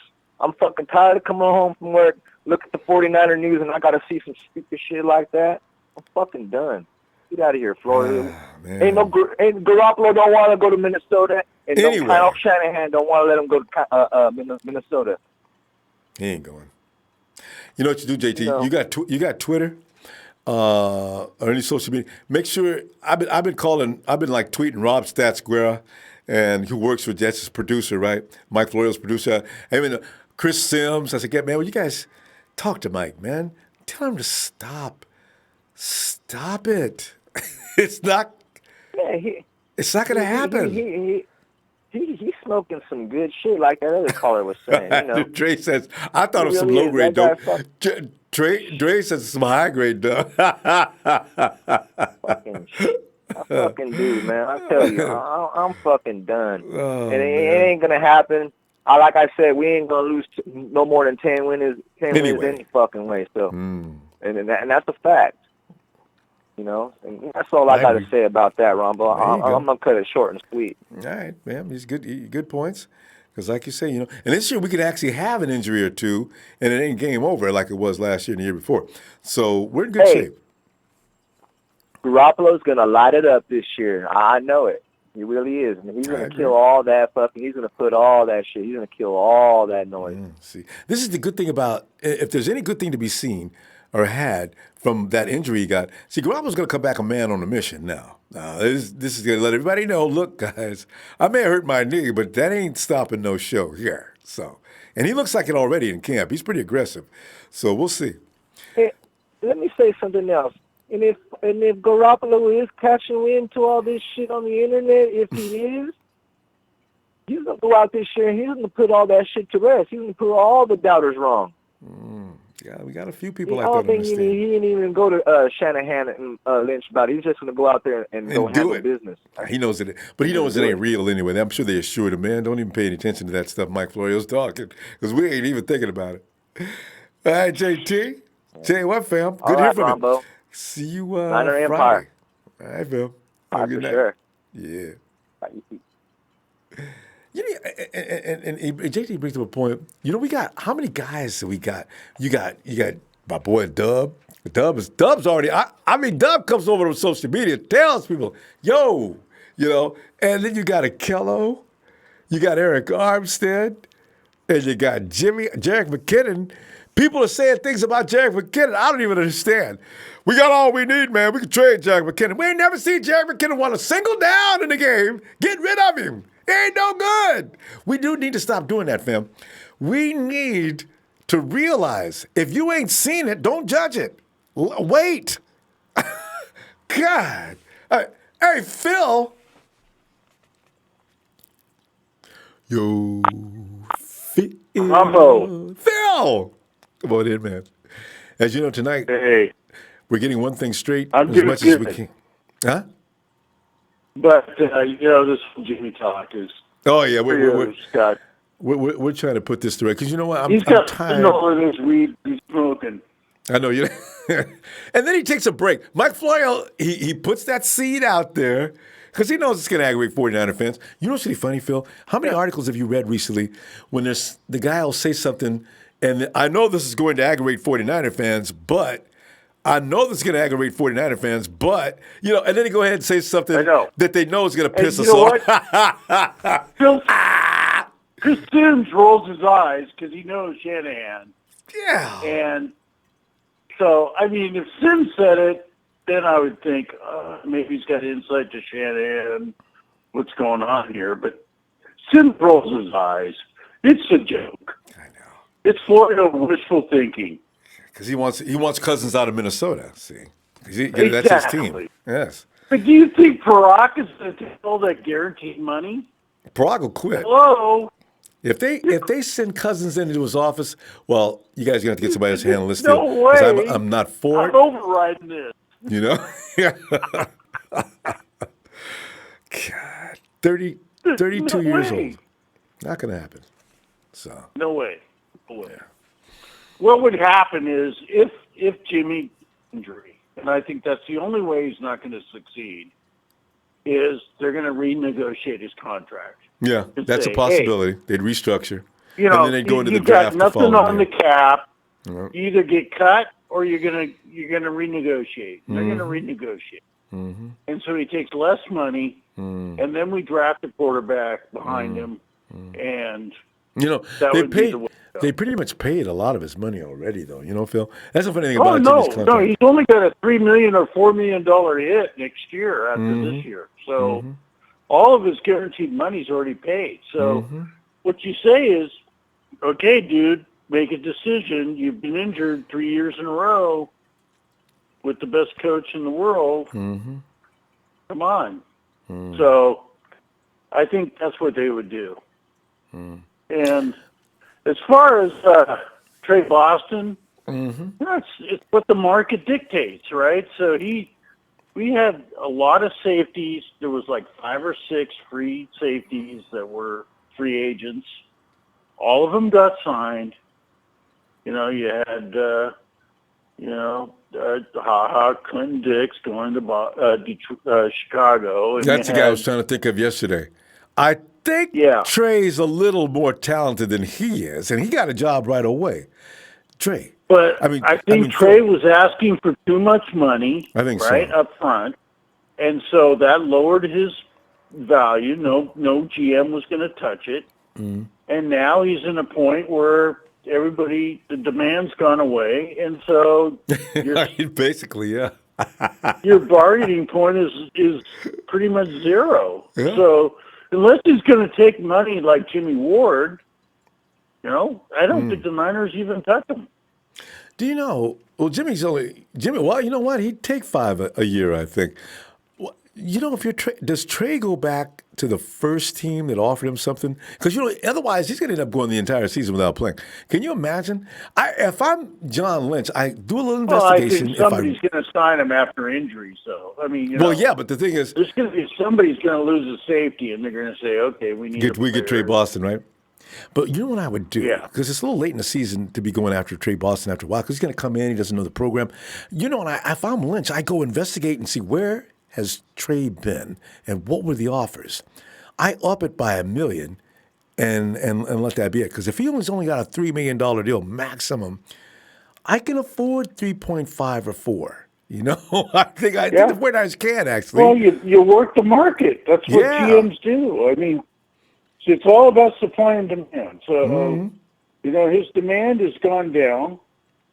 So, everybody's got safeties. You have to lower your target, Trey. If you don't, you're going to be sitting. Because the 49ers are serious about Tavares Moore, and they're going to let Jimmy G get back out there, and if he can do it. I think they're serious about Jimmy Ward. They honestly. are about Ward. Oh, they are. I'm saying the thing is, though, they're going to cultivate what they have, because that's the way you're supposed to run a franchise. You don't spend all your money on every free agent out there, because you're going to overpay. That's the way it works with free agents. You got to overpay. So Jimmy's got to get back out there and see what he can do. If he gets hurt, Tavares will be standing by. Also, you got AC standing by. You got DJ Reed standing by.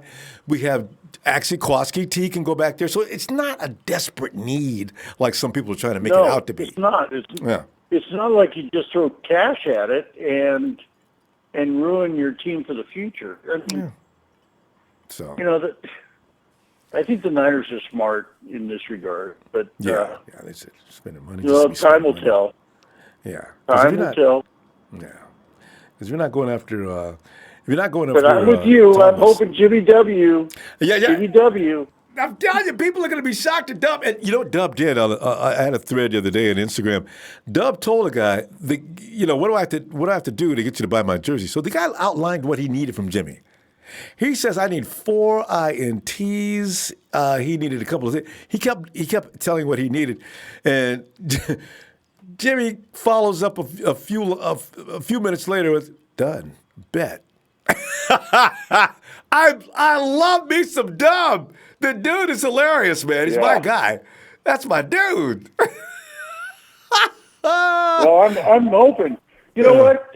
Like I said in the last discussion, Jimmy Ward has a breakout year. That solves a huge problem for the 49ers. Huge. They'll re-sign him, too. And everybody go nuts, but they'll re-sign him. They'll give him a 2-year deal. If Jimmy has a ball-out year this year and he fits the program, and the 49ers already love this guy, they'll give him another 2-year deal. Watch and see. I know. They'll be freaking out. They'll be freaking out around here. Oh, my God! The other thing I want to say, I was, Big Show called right after I hung up. Yeah. And Eric Armstead, you can't trade him because it's a 1-year deal. Last year of his contract.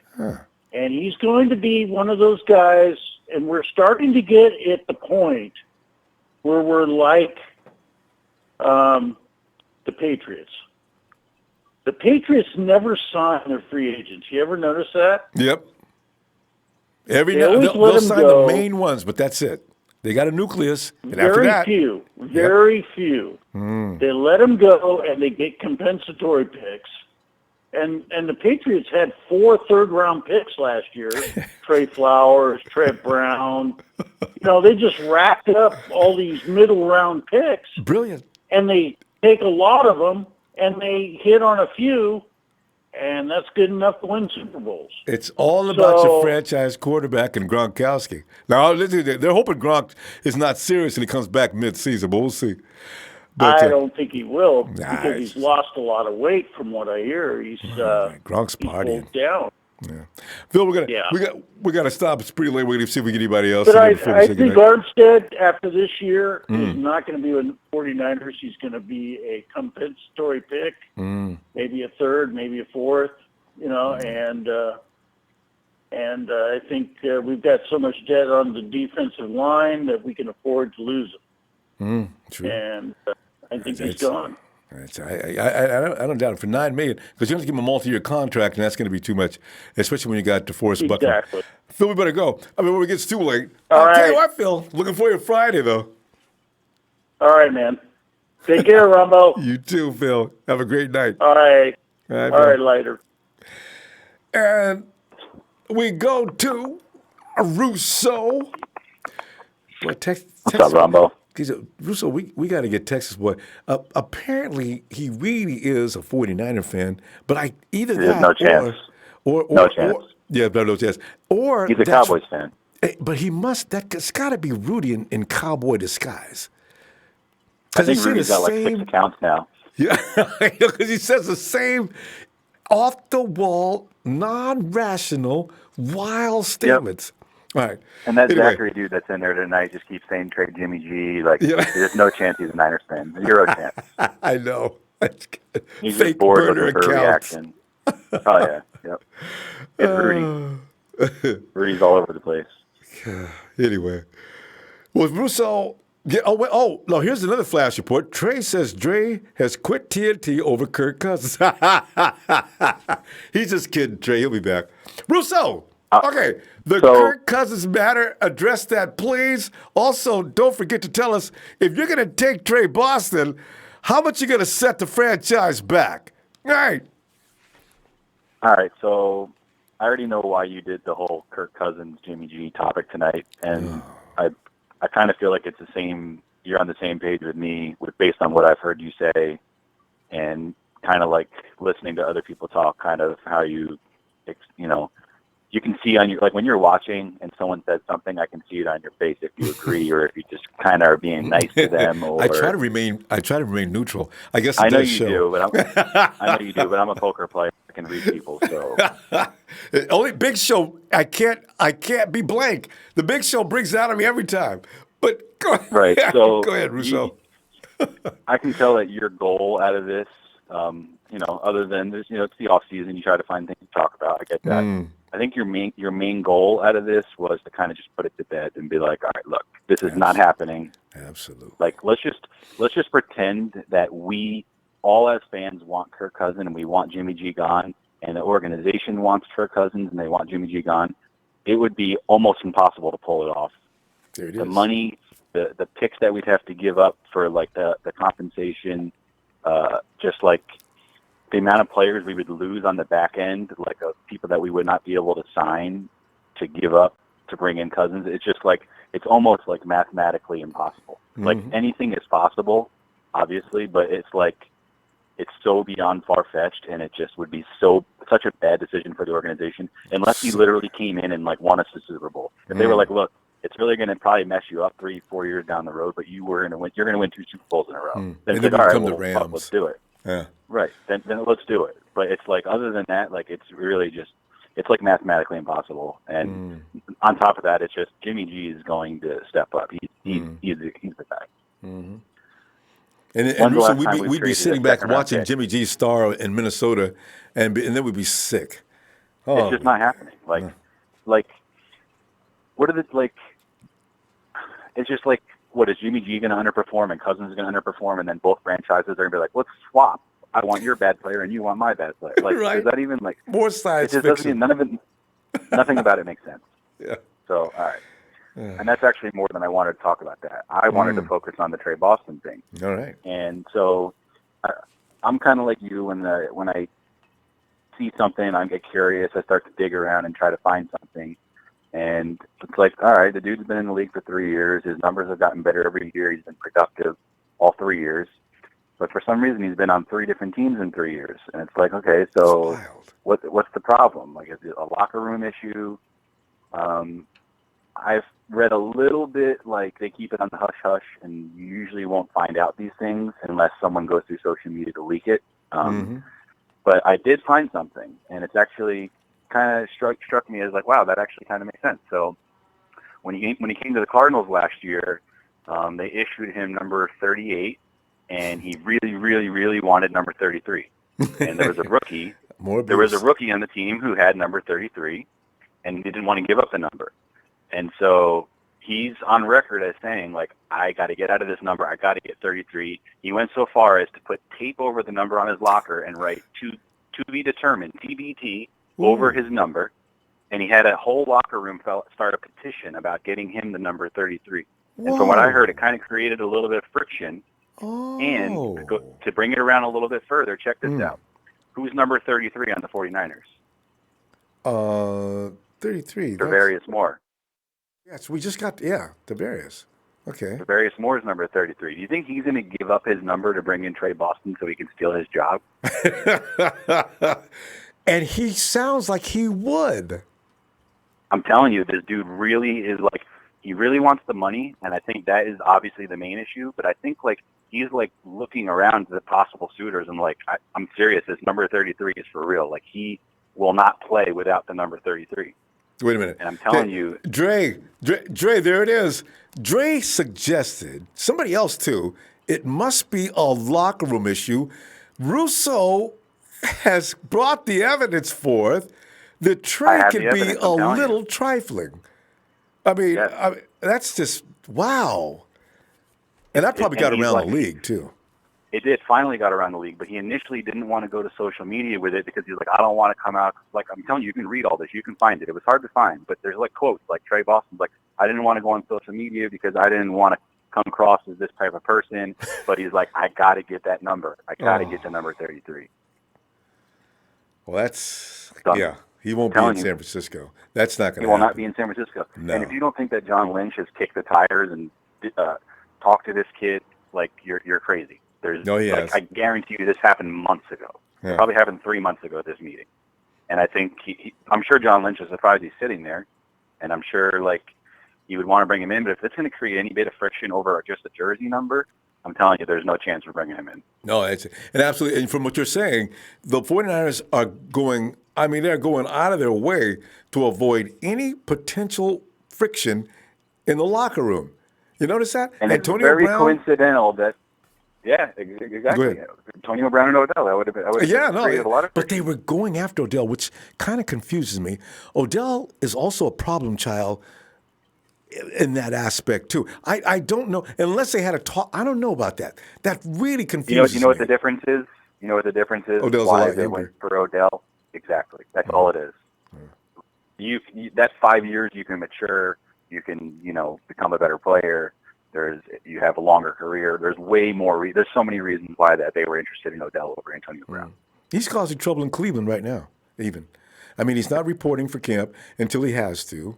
He's just coming in. He doesn't know the program because he knows he's going to pull his fucking hamstring, and he doesn't want it to happen. I know, but at least I have a talk with a coach. I'm the coach. Talk to me. What is it, Odell? I'm worried about your attitude. There's a lot of things you need to learn. You just got here. You don't know anything about what we do. At least tell me, tell me, Coach, you know what? I'm worried about my health. I want to make sure I'm in 100% for the season. All right, well, tell me that then. I'll go along with that. Let's do something else, but I want you to go through the book, Hey, and honestly, okay, my bad. I didn't mean go ahead. I'm finished.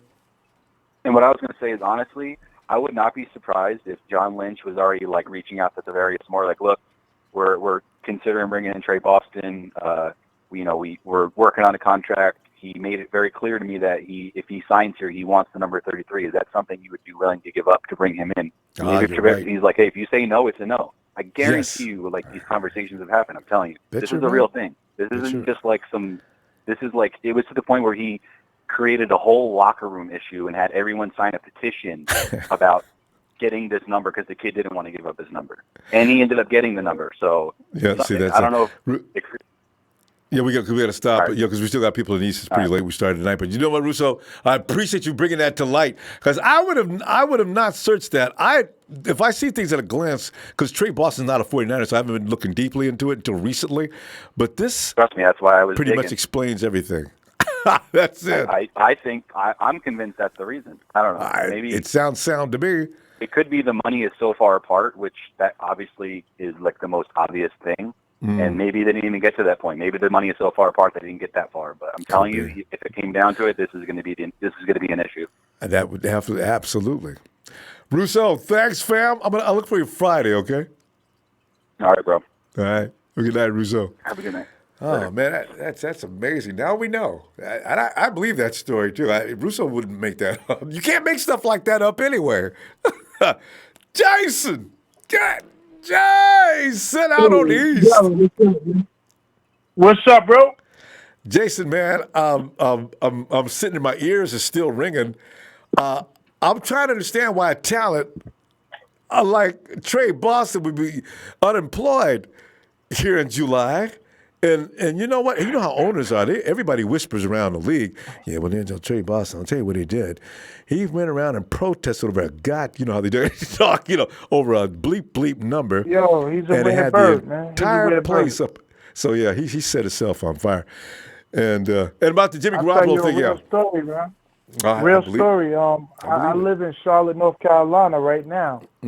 I've been here 14 years by way of Staten Island, New York, of course. But he played for the Panthers once. I worked for a moving company at the time. There was this big 100-story apartment building that all the ball players lived in.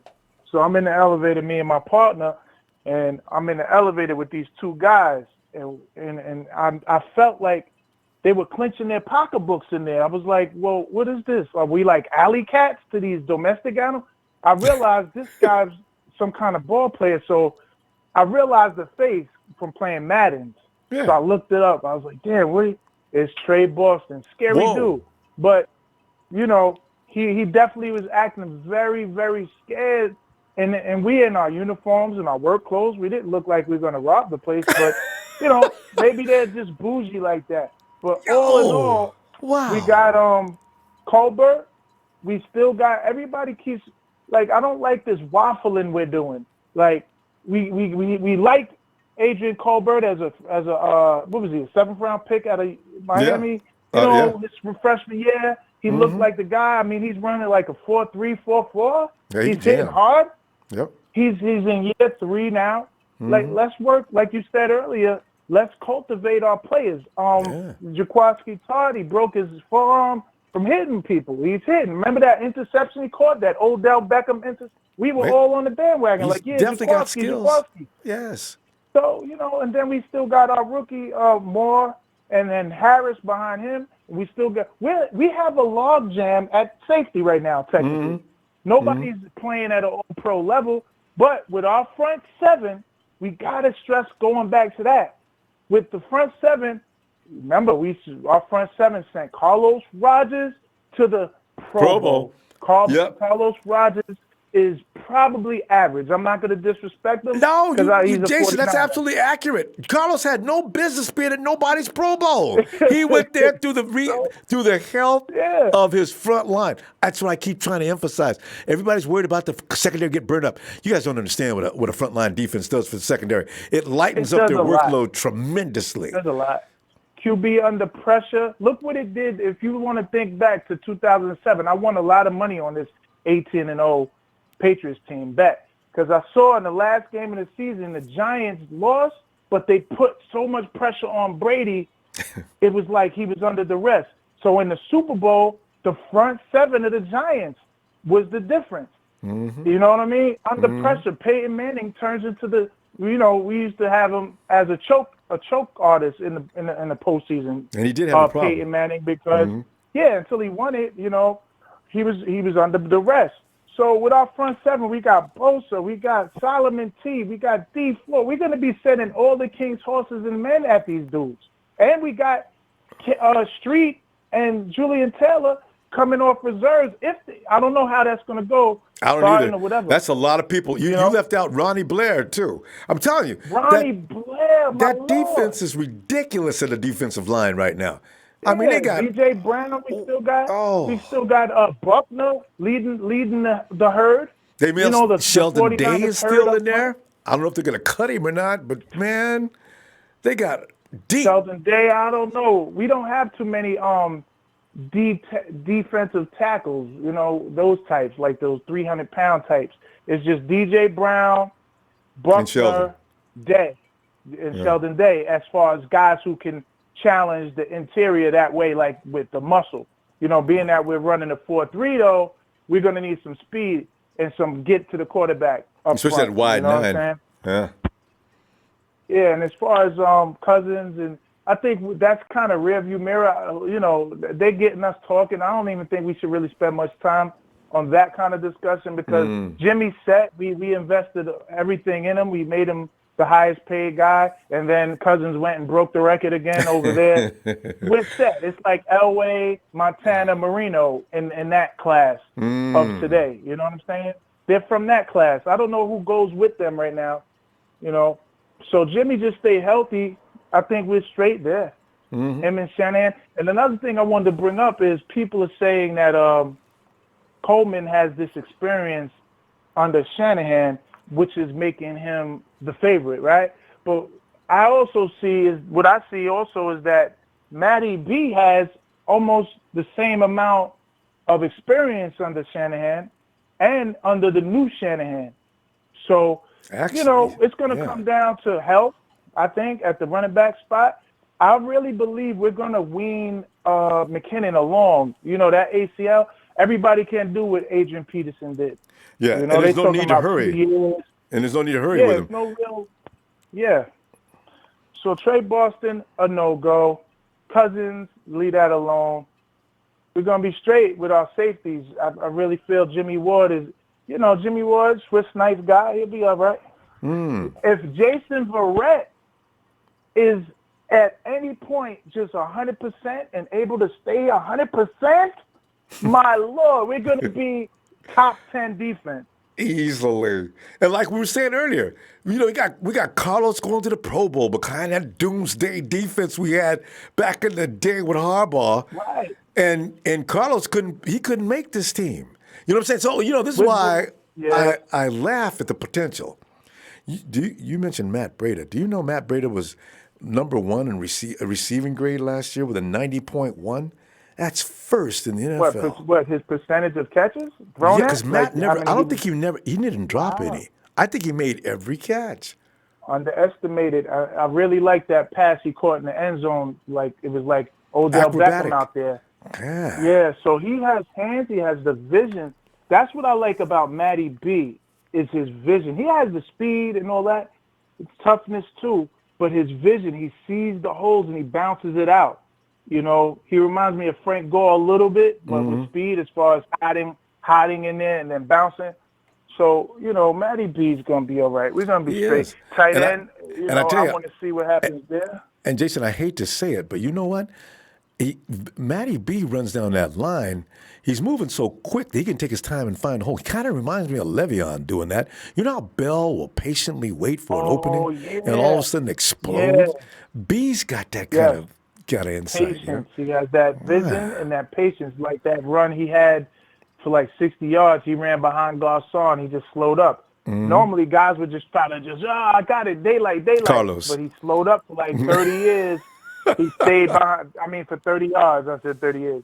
He stayed behind Garcon. And they was dancing all the way down the field. And that's why I've miss about Garcon. Garcon is a bad man. I wonder if we got any, because like we want to see if Debo's got that kind of meanness too. Because Carlos just battled that dude. Garcon. Yes. Can't wait. Debo. You named it. Debo is the young Garcon. And we said, I just want to see at tight end who makes the cut. Like, I really like Selleck, but at 31 years old, want to see how that works out at tight end. I really want to see the double-headed, the two-headed monster there. Like, is it going to be Smith or is it going to be Dwelly? They're talking about Dwelly's, we'll see. And don't forget about Tololo.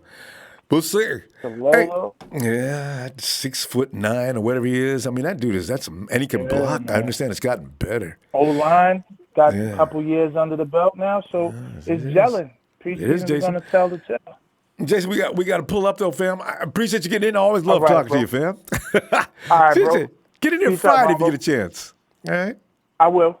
All right. All right. Have a good night. It's Jason out in Carolina. It's late night. And hey, it's Louis. Louis. Yo, Ronbo. Louis, man, it's like a couple of people Dre brought it up tonight, and Russo just talked about it. But Russo was right. I said, you know what? Let us go ahead so we can we're going to pass the word around, educate as many people as we can about the situation going on between Kirk Cousins, Mike Florio, and our very own Jimmy G. It's science fiction. It's not going to happen. And the next time anybody sees it online, don't click it. Just keep moving. Nothing to see. All right, Ronbo. You know? Let's get to business. Okay? Let's get to business real quick. There you go. First thing I want to address Dre for calling me out in the chat, saying that I called Jimmy a bum. I did call Jimmy a bum, but I was obviously kidding. I added an LOL to the end of this sentence. So I don't know if Dre couldn't read or what, but I obviously was. Dre's kidding. upset tonight, so you got to be Jimmy careful. G, I don't mind. Listen, Ronbo, I call it what it is. I'm a realist. Listen, I'm a big fan of players, and I love players. And you know, if you go down like Frank Gore left the 49ers, right? I'm still loyal to Frank Gore. I know he was going to come back and retire for us one day, but I'm more loyal to the team than I am the player, and that's just a fact, right? Because if you have a player that's not proving or being good, then the whole team's going to suffer, right? You're only as strong as your weakest link, and if we can't win games because a team or a player is not doing their job, then obviously they need to be replaced, Ronbo. So let's start off with that first. There you go. Real quick. Secondly, there's Tre Boston talk. There's no need to buy Tre Boston. Anybody want Tre Boston? I don't understand why people are talking about, let's bring in Tre Boston. If we didn't obviously attack anyone in the draft, what in the hell makes y'all think we're actually going to go after somebody in free agency and waste even more money? We still got a lot of players we still need to sign. That doesn't make any sense. If we didn't draft anybody in the draft, they obviously still believe in whatever talent we have. And I totally forgot. Like, nobody's talking about Anton Exum, who was like, the only guy who got a pick for us last year. I don't understand why we're not even talking about him or hyping him up. That doesn't make any sense. Anyways, but, you know, we got Tre'Davious Moore. We got a bunch of talent. It's time to let these guys play. I mean, I think this is why they didn't draft anybody. John Lynch and Kyle Shanahan believe, like, hey, it's time to let these guys play. Let's give them some PT. You know what I mean? Let's let them make a name for themselves. Obviously, if they're trash and they're still a decent free agency, during the season, then obviously we'll bring somebody in if no one can actually do their job correctly. But let's just give it time and let people, let the players develop as it goes. Now, to the moment we've all been waiting for, Ronbo. Sorry if I'm talking too fast. I'm pumped right now. I'm a little hyped, how you say. So let's get to this Kirk Cousins and Jimmy Garoppolo, the main event of the evening, right? So, Ronbo, I don't mind calling Garoppolo trash. I'll call it like it is. If he's trash, he's trash. But obviously he cannot be trash if he doesn't even have a complete season under his belt. So how can you evaluate a player who hasn't even played 16 games in a season, Ronbo? Can you tell me, Ronbo? No, you cannot. Because you can't do that because guess what? He didn't play. So how can you evaluate somebody based upon their skills? That's like me going to a job and saying I am probably the best used car salesman of all time. Did somebody say but I've never, Dre, hold up. But I've never worked. Put no motherfucking LOL next to that shit, bro. Don't try to cover it up. I'm gonna screenshot you and put you on blast again, bro. Screenshot it. Go ahead, bro. Screenshot it. Post it I'm gonna definitely screenshot it, bro. But you have a good night. You know what I'm saying? I'm always you too, bro. Yeah, of course, say bro. my name, absolutely. Yeah, no problem, bro. You have a good night, man. Take it easy. All right, Dre. Okay, thanks, Dre. Get that. We'll see that. All right, Lewis, go ahead. Let Lewis finish. All right, go ahead, Lewis. Yeah, let's go back to what I was talking about. Thank you, Ronbo. Anyways, so back to what I was saying. That's like me going to somebody's job saying I'm the best used car salesman, but I've never actually sold a car before. How can you evaluate somebody upon their statistics if they've never played a game or an entire season, right? So you can't, it's not a fair evaluation. Now let's talk about this Kirk Cousins. Kirk Cousins is statistically, he's decent. Last year he threw for 30 touchdowns, 10 interceptions, and he threw for over 4,000 yards. That's pretty good. But if you actually look at his record against teams, it's pretty atrocious, actually. It's astonishing, to be honest. Especially teams over 500. Right. So record-winning teams, he's 4-24. That's the actual stat. So teams with winning records, he's 4-24. Ronbo. That's very sad. What does that mean, Ronbo? That means he cannot beat anybody who is above 500. And everybody in the playoffs is above 500. Yeah. Right. Exactly. So how can you expect someone to get you to playoffs if you cannot beat a winning team? Let's talk about primetime games. Primetime games, Kirk Cousins in primetimes is 5-13. So that means when, obviously worse the than I thought. NFL schedules him a good game or good, it's atrocious, Ronbo. These numbers are it's astonishing why people think Kirk Cousins is good when he's really not. And, I seen Trey and I think Big Show talking about something about, I need, it was blaming on the coaching. I mean, yeah, you could blame half of it on the coaching, but when you're 4-24, did they say that? you gotta. Yeah, they said it was coaching as a problem. I'm glad, but Lewis, Ryan let me just make a real quick point to those who said that. I said Robert Saleh needed some better players, and I got slammed. Okay, I just want y'all to know. Lewis just told me. All right, go ahead, Lewis. Yeah, no, Trey said it was due to poor coaching because he doesn't believe the Vikings head coach is, adequate to running an offense. Which Zimmerman is a defensive-minded coach, but True. He thinks that poor coaching is why he has an OC. Right, but that's exactly what he's saying, though. He's saying, it's not all Kirk Cousins' fault. But you can't be 4-24 and say it's completely coaching. Like, that has to be, at some point you have to blame the player, right? Because that means he's not winning games. Mm-hmm. And he was. So, what do you think about Gruden as a coach over in Washington? Gruden was an all right coach, I think. Okay. But I think Gruden and them won while Kyle Shanahan was the offensive coordinator there, right?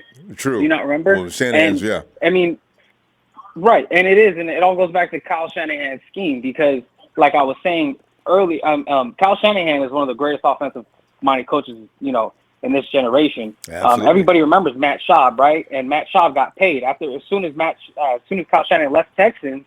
Matt Schaub, did a complete 180 on his career and became a backup, and they're paying him like $90 million. Matt Ryan does not look right. He's doing the Kirk Cousins. Right. He's throwing for a lot of yards, but they're not winning any games in Atlanta, and they're blaming everything but Matt.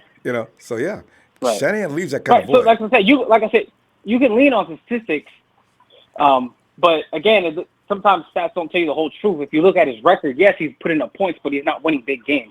So how do you want to properly evaluate or swap for Jimmy Garoppolo? I'd rather take the risk in not knowing what Jimmy Garoppolo is, because if he's a winner, then why would you trade him, right? So if, like I said, this will be the prove-it year for Jimmy Garoppolo. If he can stay healthy and remain, and I get Trey's point. Trey's biggest point is the availability aspect, being injured, because when Garoppolo's with the Patriots, he got injured with the collarbone issue, and then he only played 5 games when he came to us, and then last year he got injured towards ACL. So I think Trey's big point or statement he's trying to make is the fact of the ACL tear. I mean, the availability difference between Kirk Cousins being able to play games and Jimmy Garoppolo. But as far as Jimmy Garoppolo, there's a bunch of gray area because we don't know what we're getting in Jimmy yet, right? We can't evaluate. We can't say he's a great quarterback. Right, we can't say he's a great quarterback.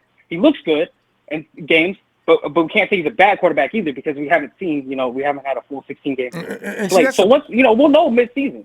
Yeah, that's the bottom line. He's got to have more time. But you can actually see the traits of a good quarterback, and you can go on that now, and you can make some assessments from that. And this is why I'd rather have him going forward at 27 years old than bringing in Kirk Cousins and knowing what you're going to get. I had no idea until you brought those numbers up how bad it really is. That's a scary thing. It really is bad, Ronbo. Yeah, it's really atrocious, Ronbo. So I don't know how you want to make the playoffs with somebody who can't beat teams with winning records. If that doesn't happen, then I know what he's going to lose before he even gets in there. Yeah, that's pretty scary. Right. And I tell you something else. Like I said, the biggest. Go ahead, Ronbo. Well, I was going to say, we were supposed to win that game in Minnesota. That was due to fails and mistakes on the 49ers' part, not so much as to what Kirk was doing, and the defense wasn't ready to play yet, So, but also, Ronbo, I understand that now they have more film on Jimmy G, but show me a film where Kirk Cousins beat a top 5 defense. He can't even beat teams with winning record, and his 500 teams against playing 500 is atrocious. Remember, Jimmy Garoppolo beat the Jaguars, who was the top defense in the league that year. And Lewis, remember one thing about that argument versus about having a lot of film on somebody. They've had film on Brady for how many years? See, Rodgers, they had film on Rodgers for how many years? Drew Brees, all these guys that are doing well. Jimmy learned from. You could sit there and watch a film till you get sleepy and tired and go to sleep. It's not going to stop some people. So, Lewis, we got to go, fam. Good stuff. All right, Ronbo. I'll look for you Friday. You have a It's good all night, love, Ronbo. fam. I'll see you Friday, Ronbo. All right. It's all love. Yeah. You too, Dre. It's all love, brother. You know, hey, Niners, man, I'm with you, man. Yeah, that's All right. the way, Let's- brother. Take it easy, guys. yes. Let's remember that, guys. We talk football. We ain't no hate. All right. Night, Lewis. Night, Ronbo. Hey, and David. Daniel, let's say for that fan, 5249. Sup, fam? He says, is that 12 Fords or 1, 2? 1, 2, 4. Oh, 1, 2 Fords coming for you. 3, 4 bucks putting quarterbacks on the floor. 5, 6, Sherm's getting that pick. 7, 8, the D's gonna dominate. 9, 10, we beat that butt and win. I got the rhythm wrong on that one. Daniel, I like that one. That took a little work. Thanks for the contribution too, fam. See, fam, we got to remember one thing. You know, we can argue. It's fun arguing. Don't get mad, though. You know, because this is why, as I told you the other day, I kind of like when Texas Boy and some of these other guys come in. See, we're like an alliance fighting up against them. Because when we were fighting amongst each other, it was really unpleasant. So, you know, beat up on them rest of them dudes. Anybody from Texas, in fact, just rooting for the Cowboys or Texans or anything like that, yeah, oh, yeah. We've had Patriots fans in here. We've had plenty of Rams people run through. The Raider fans have been shamed into staying their little butts home. They didn't see a Raider fan come in there and put the car over Garoppolo. That was so uncalled for. Because we already know Mullins over Carr. Hey, David. David.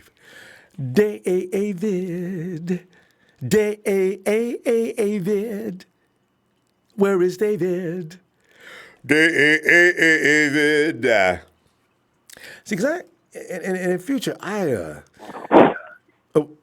what's that? Oh, it's Tyler. Tyler. Ronbo, my man. Tyler, how you doing tonight, my dude? Well, Tyler. Pretty good. Well, Tyler, as you know that there's a little debate going on, fueled by Tre, who I think Tre's just having fun though. He's still sticking behind Kirk Cousins. Tre, you gotta explain that to me when we get a chance. Anyway, and also, we are concerned with the story I just heard about Tre Boston is kind of disturbing.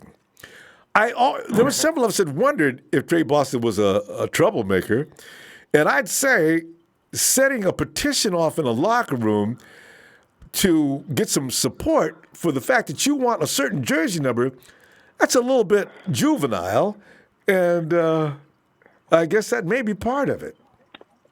But your feelings on all this? I mean, there's really no way to know if that's true. I never heard that, and I think if that was actually true, it would have came out. But I also can't put together what else it could be. So, I mean, I don't know where he read that, but I would like to know. It's Tyler, though, it's hard to make that story up, though. I really, but anyway, you're right. You can look into it. You do your own personal investigation. I'm not saying he made it up. I'm just saying I would like to know. You're hard to believe. It is hard to believe. I agree with that because this is a grown man. You know, what are you doing? Can't you wear 38 and stop it? I mean, ask the guy who's wearing 33 if he wants to make the switch. But we're not going to make him give you 33. You know? Yeah. I mean, but anyway, go ahead. Yeah, I wasn't even going to discuss the Cousins thing because, like, he's not even worth my time. Yeah, well, good point. Let's not be silly. He's not coming. And Mike Florio needs to just don't. When he comes back off of vacation, if he's still talking that, I think people need to go out and find out where his car is parked, slash his tires. Yeah, if I saw him, I'd probably smack him. Jesus. But anyway, what do you want to add tonight, then? Don't want to speak too soon, but we haven't heard any news about Jimmy on any dates yet. So. Hey, he's focused this year, Tyler. Jimmy Garoppolo does not yet, though. Yeah, but he's got a. Jimmy's serious. Though. I mean, you saw him with like 3 different girls last offseason. You saw what? We saw him with like 3 different girls last offseason. Yeah, Jimmy's trying to play the field. I guess after realizing if you're seen or if people make a connection between you and any one young lady, if you're seen with another young lady later, it could turn into a social media fun for everybody else. So you want to avoid that, and I believe that's what Jimmy's probably trying to do now. So yeah, he's probably trying to figure out where he can go, or like keep it like in house, like like at his place, or kind of staying out of public areas with those people. I got to tell you though, Tyler, you know what I think? I think Jimmy's still seeing Kiara, but made her promise to keep quiet. All right, damn it. You're going to get me in a lot of trouble. I'll be over tomorrow night, but don't say a word. I swear to God, if you do, I'm going to deny it. I will not talk to you again. Funny thing is, I watched the video. I was watching some videos on her actually the other day. She was talking about him like Wait. Oh yeah, right. And then, on the street. Yeah. One of them, they asked her after he got hurt, like they're like, people are blaming you and like saying that you cursed him or whatever. And she goes, wow. She goes, I think it's flattering how people think that I'm God. And then, and I have this much power. Yeah. Yeah. And then she said, people were saying, the guy who asked her, he's like, well, the 49ers have no chance now. She's like, really? She's like, do they really? And then he's like, yeah, they have one of the worst records in the league right now. She's like, well, when he comes back, you know what's going to happen. I'm like, I don't know. See, I'm telling you. Because everything I touch turns to gold. Remember when she said that? You see, that's what I'm saying. I got a feeling Jimmy probably enjoys her personality. And who knows? He may have a mommy complex. I take that back. I didn't even say that. He said they're friends. But I think no. I mean, she said that they're friends, but I think he's probably found some new girls, man. Like, oh yeah. I mean, even if he didn't, they found him. I mean, come on. I mean, he needs to settle down, man. Like, he needs to find somebody and actually get in a relationship and get serious. Because I know. I mean, also, it's not really a distraction either. So, I mean, I guess him being single isn't the worst thing. But the thing is, guys like Juice just got married. And then Kittle just got married. Yeah. Yeah, Kittle just got married. And all these other guys are settling down, man. I think Jimmy might have to. Yeah. Well, even if he doesn't have to settle down, just, Jimmy, don't run around with everybody, all right? You're Jimmy because Aaron Garoppolo. Rodgers, Aaron Rodgers is still, I think he's dating that racer. Oh, yeah. Hey, I think they just broke up. Maybe. I forgot her name. They made a big deal out of that. Yeah, he broke up with somebody. I forgot her name. Yeah, but he broke up with somebody about a month ago. So yeah, she was right, stability, a race car driver. Yeah, Jimmy Danica Patrick is who she was dating. Yeah, because so I mean, Aaron Rodgers is still being single and out there. I mean, he's doing a good job. It's not the worst. Yeah, he's doing just fine. So I mean, it's not the worst thing. Yeah, he'll be okay. It probably doesn't really correlate that much. No. Some guys, it depends on who you are. Now, some guys can't separate their love life from what they do on a daily basis, and too much impact. If she's having a bad day and she's making your mood swing or something like that, then it becomes a problem. If you can block that out and keep playing, I got to tell you though, Tyler, that kind of guy is usually the big man on the campus that has no real feeling for other women's feelings. He doesn't really care. And they look upon her as being lucky that Jimmy he's even talking to her. That. No, I don't think he is. She said that Jimmy. I mean, I just didn't love seeing Jimmy with Kiara, but what I love to hear from her is how she said that he treated her with such class. Like he's a good dude. But, I'm being serious. Like, I'm not even trying to mess with you. Like, I'm just glad to hear that she said that he was so kind and treated her with such class. Tyler, now, if anybody, you're the one who has a crush on Kiara. Just tell the truth. No, not my type. What do you mean she's not your type? She has every attribute on extreme that guys like. I didn't know this is possible. But she's just too big in every area. Tyler, you got to go. You really got to go. I got to go. Because I tell you what, let's see you Friday if you got some time. And try to get over this fixation you've got with Kiara. It's not healthy. Yeah, I just want to say one last small thing, just because I want to tell you this. Tevin Coleman, they asked him what the difference between him and Jimmy G is. He said, Matt Ryan will get on your ass. He goes, he'll start chewing you out if you drop a ball or something. And then he goes, Jimmy is a lot more calm. and smooth in the huddle and easier to get along with.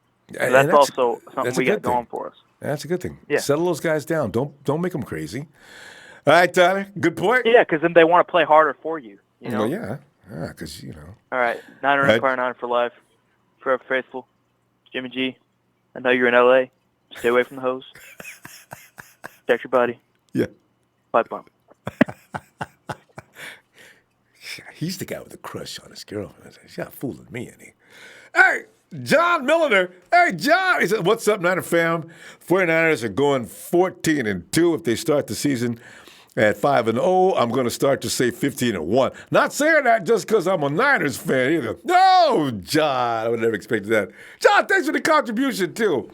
No, really. If the 49ers come smoking out of the gate, because, as 49er fans, we're expecting the 49ers to get a couple of ass whoopings, right? That's what we've learned to appreciate. If we go 2-2 with a team coming out of the gate, we're all excited because that's the kind of conditioning we've had since 2014, pretty much. Harbaugh's last year, it was awful. 2014, 2015, you know what happened there. 2016, nobody wants to talk about that year. 2017 was another sad event. Last year, we can't get a break. So if the 49ers go 3-1 or 2-2, we'll be just extended. Now, if they go 5-0, I don't even know if we can handle that, fam.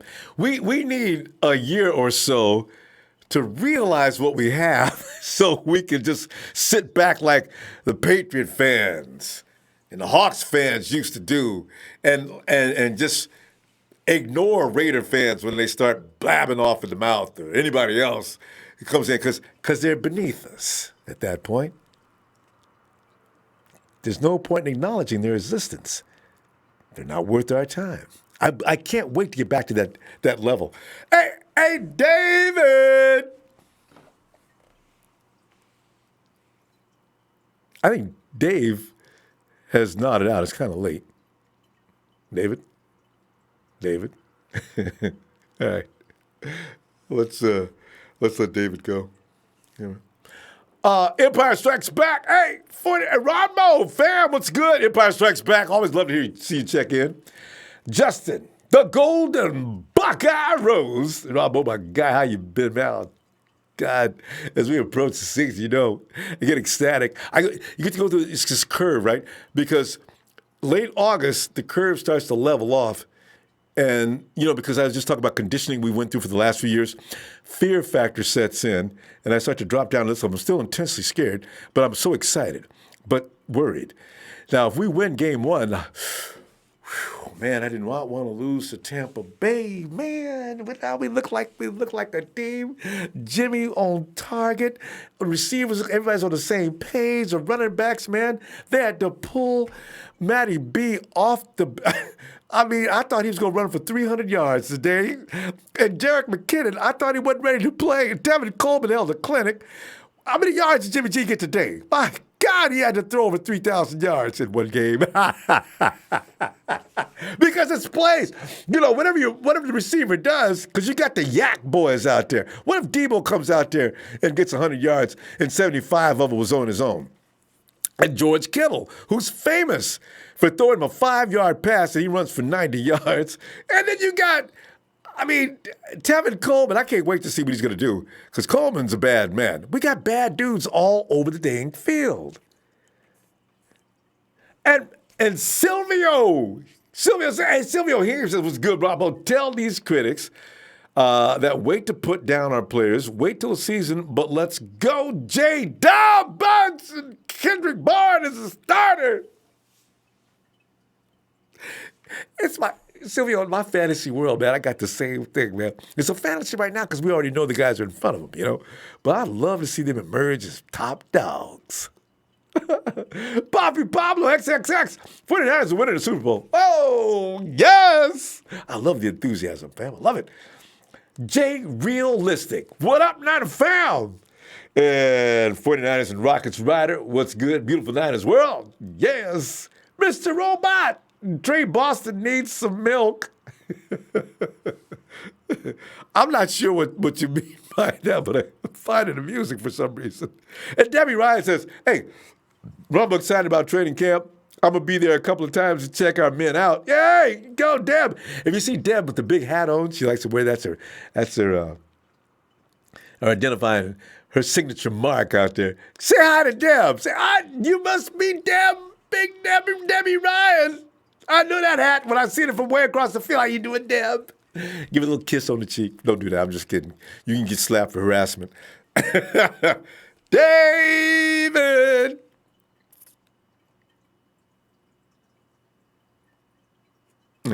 And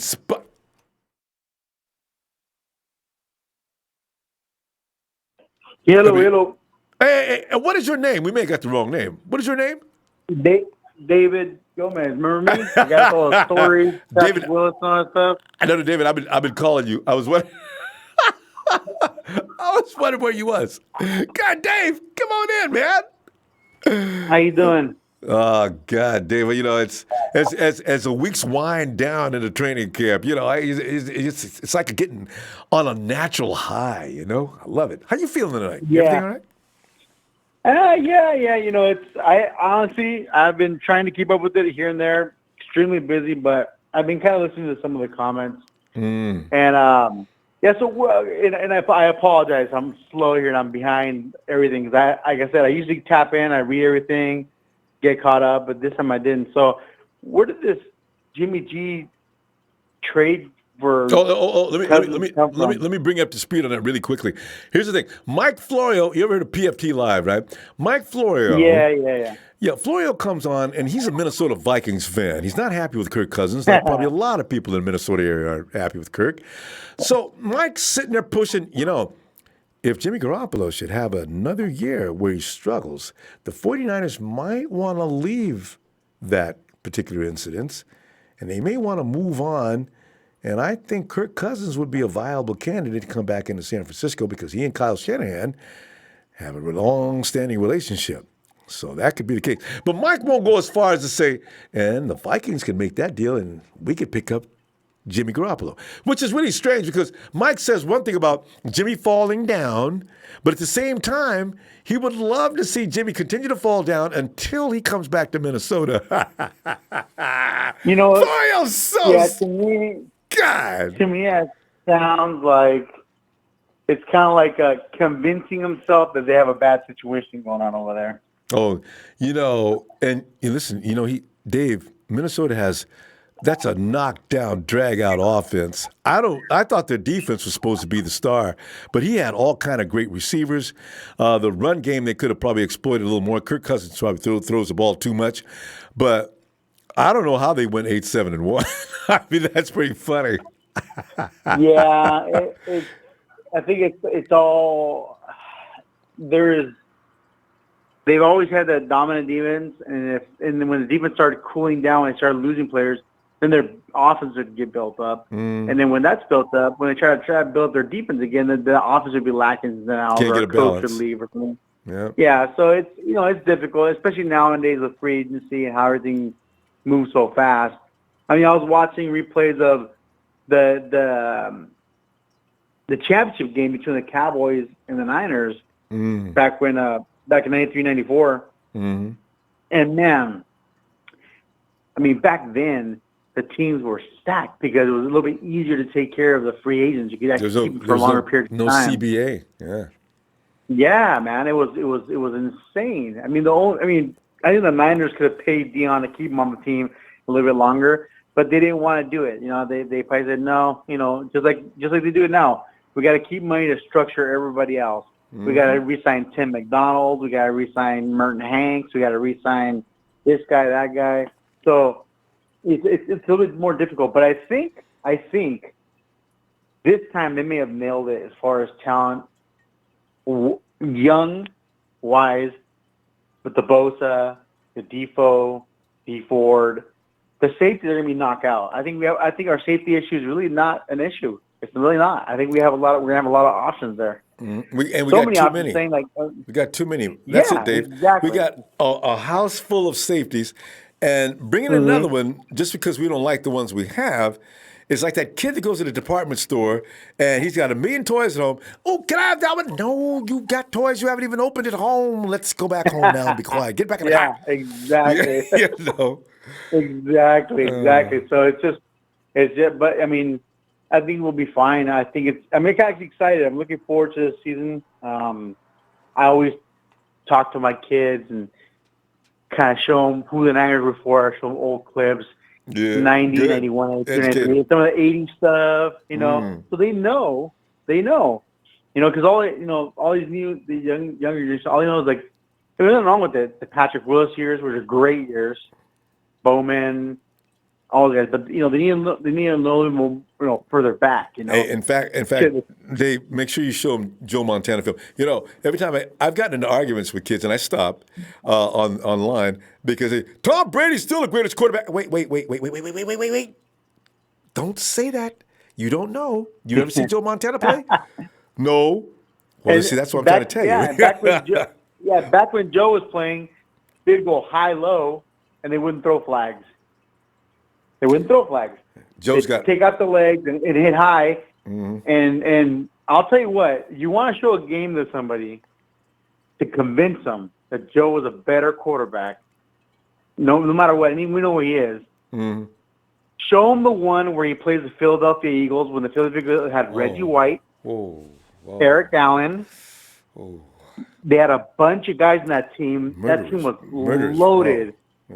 No, that team was loaded with defense. I think they even had the guy that went on to go play for Arizona. I think it was I don't know. They were extremely loaded though on defense, and they were kicking the crap out of Joe. And we were behind, but I think it was like don't quote me on this, 2 or 3 touchdowns. And you know what? He came back, and we won the game.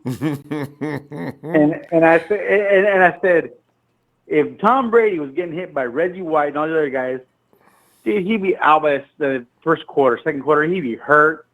There's just no way. I mean, that guy would be able to there's no way. So, quarterbacks in those days had to have a mentality of you can knock me down, you can beat me up, but you got to kill me, or I'm still throwing. Oh yeah, exactly. So it's but in all truthfully, I show them that, and I said, deep down inside, Joe's a cool guy. He'll never admit it. But, he chuckles and goes, I don't know if he's better because I never lost. Tom Brady is a Joe fan. That's why I don't hate on Tom. He tells everybody who asks him, well, I really don't like to hear that. Because Tom was sitting in the stands as a child. He was watching Joe. Well, that's good. I like him hero. That's good. I mean, if he could try and say, you know what, Joe, I can win 3 more, but yeah, I've lost some. I know you've never lost any, but you're still the best, and you'll always be the best. Yeah. And I mean, Tom Brady's our era's Johnny Unitas. Yeah. Put him in that class. Won some Super Bowls, won some Super Bowls, and lost some Super Bowls. Yeah. He's Johnny Unitas.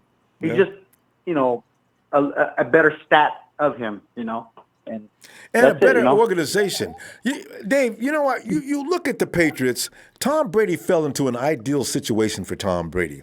He's had the same coaches, the same coach, Belichick. Him and Belichick and Kraft have been together for forever. They keep that organization loaded in a way that Tom can only succeed. So I'm thinking you take Tom and you put him in even Pittsburgh or someplace like that. I wonder, well, maybe not Pittsburgh. Let's put him in Indianapolis or someplace like that.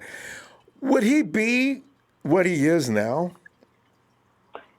I think he'd be a good quarterback, but I don't think he'd have the same championship accolades that he has now. Yeah, I don't think so. Really... And even with Steve Young was great. He's one of the best. And I think he didn't win more because of the competition he had to put up with in the time he was playing. I mean, every single time the guy would turn the other direction, there'd be another super loaded team that you have to face. The Packers, the Cowboys. I mean, there was a lot of teams. Even Arizona wasn't a great team, but their defense was always good at that time. Mm-hmm. They were good. You know, I mean, so you know, Remember Steve. remember that game with when, of course, Dion was on the other team now, and Jerry Rice said he wouldn't even sleep all night before he got ready to deal with Dion. Yes, yes, and Steve yes. was And the quarterback. Boy, those damn were right. epic battles. Damn right. And then there was one, and I know this for a fact because my brother was living at my house at the time. He was a Cowboy fan because, like I told you, my dad's originally from Lubbock, Texas. My dad, God rest his soul. And he moved here in '77, became a Niners fan, and when we were all born, we became Niner fans. He made us Niner fans, which is kind of odd, right? But I remember watching that game with them, and they had Dion, and he goes, "Oh, we're gonna win today." I'm like, "We'll see." And we didn't have Dion. We still beat the Cowboys in that game. And you can keep your Dion, but we still won. So it's all You good. see, You know, some teams, that's how good the organization was back there. When you had D. Bartola and all those guys, man, these guys knew how to run an organization. The CBA wasn't handicapping teams, and they just knew how to go out and get the right talents and put them together. And they'd experiments. Charles Haley was a little bit of a mental case, actually. And the 49ers ran that risk and got him anyway. It was hard for them. Yeah, it was hard for them to he actually didn't want to leave. He just couldn't get along with George Seifert. I thought it was somebody. No, he did. He had another problem with another player too, didn't it? It was George Seifert. He actually peed on George Seifert's car. He did. I didn't know. I thought he had a problem with one. Wasn't it Ronnie? Was it Ronnie Lott? There was somebody else in the locker room that pissed him off too. He was he was kind of people, they liked him, but he had a hard time because of his, he was going through anxiety and depression, and he has to take medication. Yeah, he was serious. But the reason why he didn't stay around, he would have stayed because DeBartle loved him. DeBartle was he said that was one of the hardest decisions. Of course, he loves him. Yeah. Yeah, so. He said that was one of the hardest decisions, other than Ronnie and Joe, to do, was to let go of Charles Haley. 94. One of the biggest.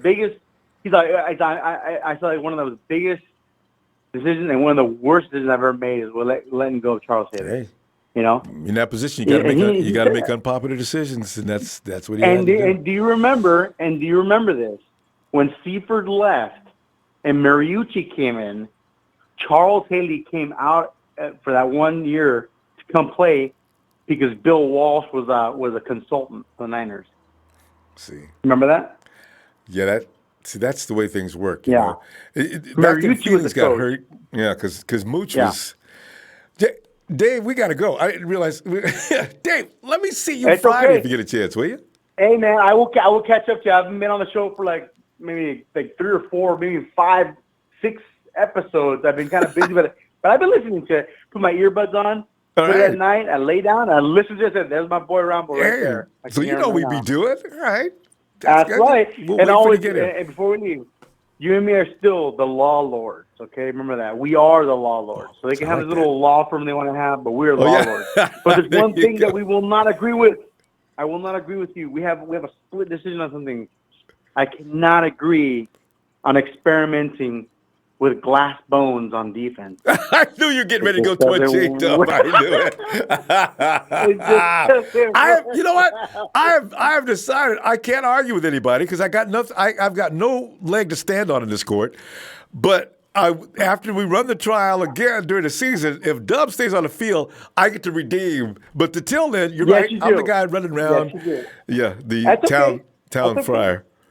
Hey, thank you so much for letting me take my call. I appreciate it. You guys have a good night. Thanks, Dave. Everybody stay strong. Everybody disagree, but agree to love the Niners. All right, guys? We're all Niners. Take care. Night, Dave. Yeah, it's fun to get over these things, I mean, it's okay. Inspired 1000 MTG sub, Mr. Coconuts. That could be Kiara's name, too, Mrs. Coconuts. And Jimmy G is awesome, and I hope Jimmy G has a great year. But Kyle wanted Cousins, and in his system, Cousins could have been Matt Ryan when he won the MVP. See, this, I can see right now we've opened up a can of worms. There's still proponents of Kirk Cousins. All right, so there you go. Mr. Coconuts is on board with what if we had Kirk. It's a valid point, though, because he'd probably do better with Shanahan, because quarterbacks just do well with Shanahan as long as they have some skills and as long as all the pieces are in place. We'll see. Isaac Perry, this question is a joke. If Kirk Cousins went into a team that went 13-3 with a below-average quarterback and made them miss the playoffs once he took over, why would we do the same? Oh, another critically good point. Isaac, I mean, we may have to put you on the firm of Dewey, Cheatham, and Howe. That's good.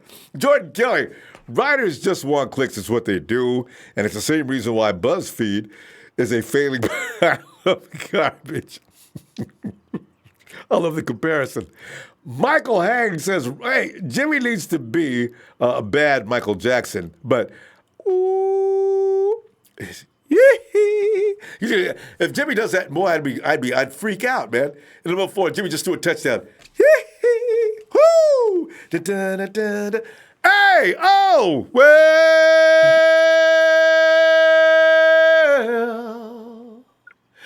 it's a big show.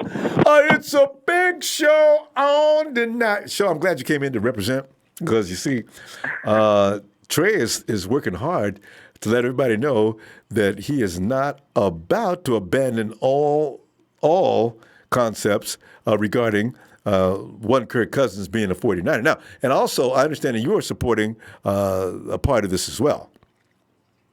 Hey, can you come back to me in like 5 minutes? I'm in the line at Starbucks right now and getting my drink.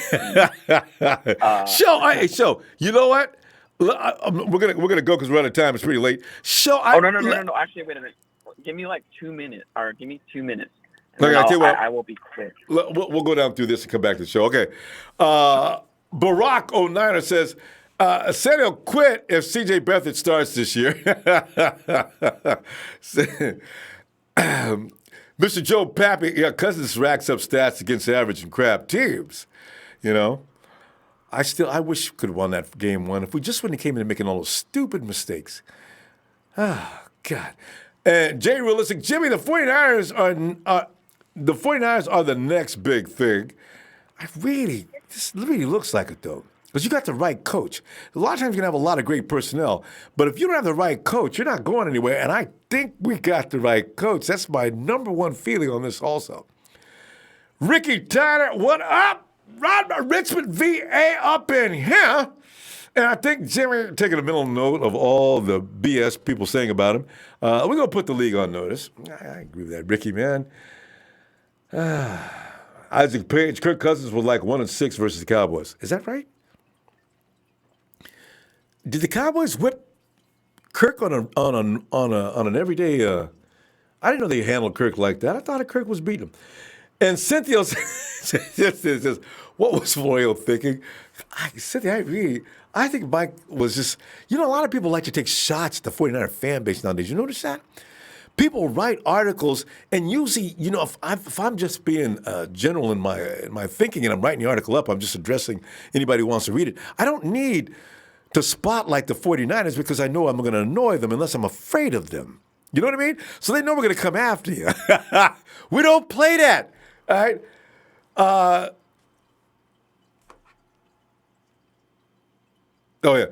Gavino. Hey, Gavino Diaz says trading Jimmy G would be the biggest knucklehead move in history of the NFL. Cousins is a freaking quitter. When pressure, he curls up into a fetal position.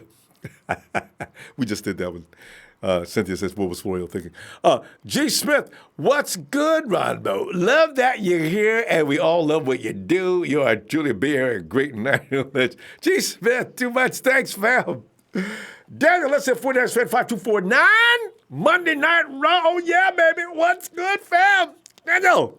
Just got to talk to Daniel. Barack 09er. This is Rumble Sports Trade Born.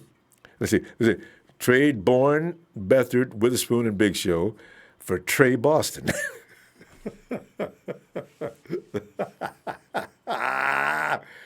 We can't trade the Big Show and Trey. Come on now.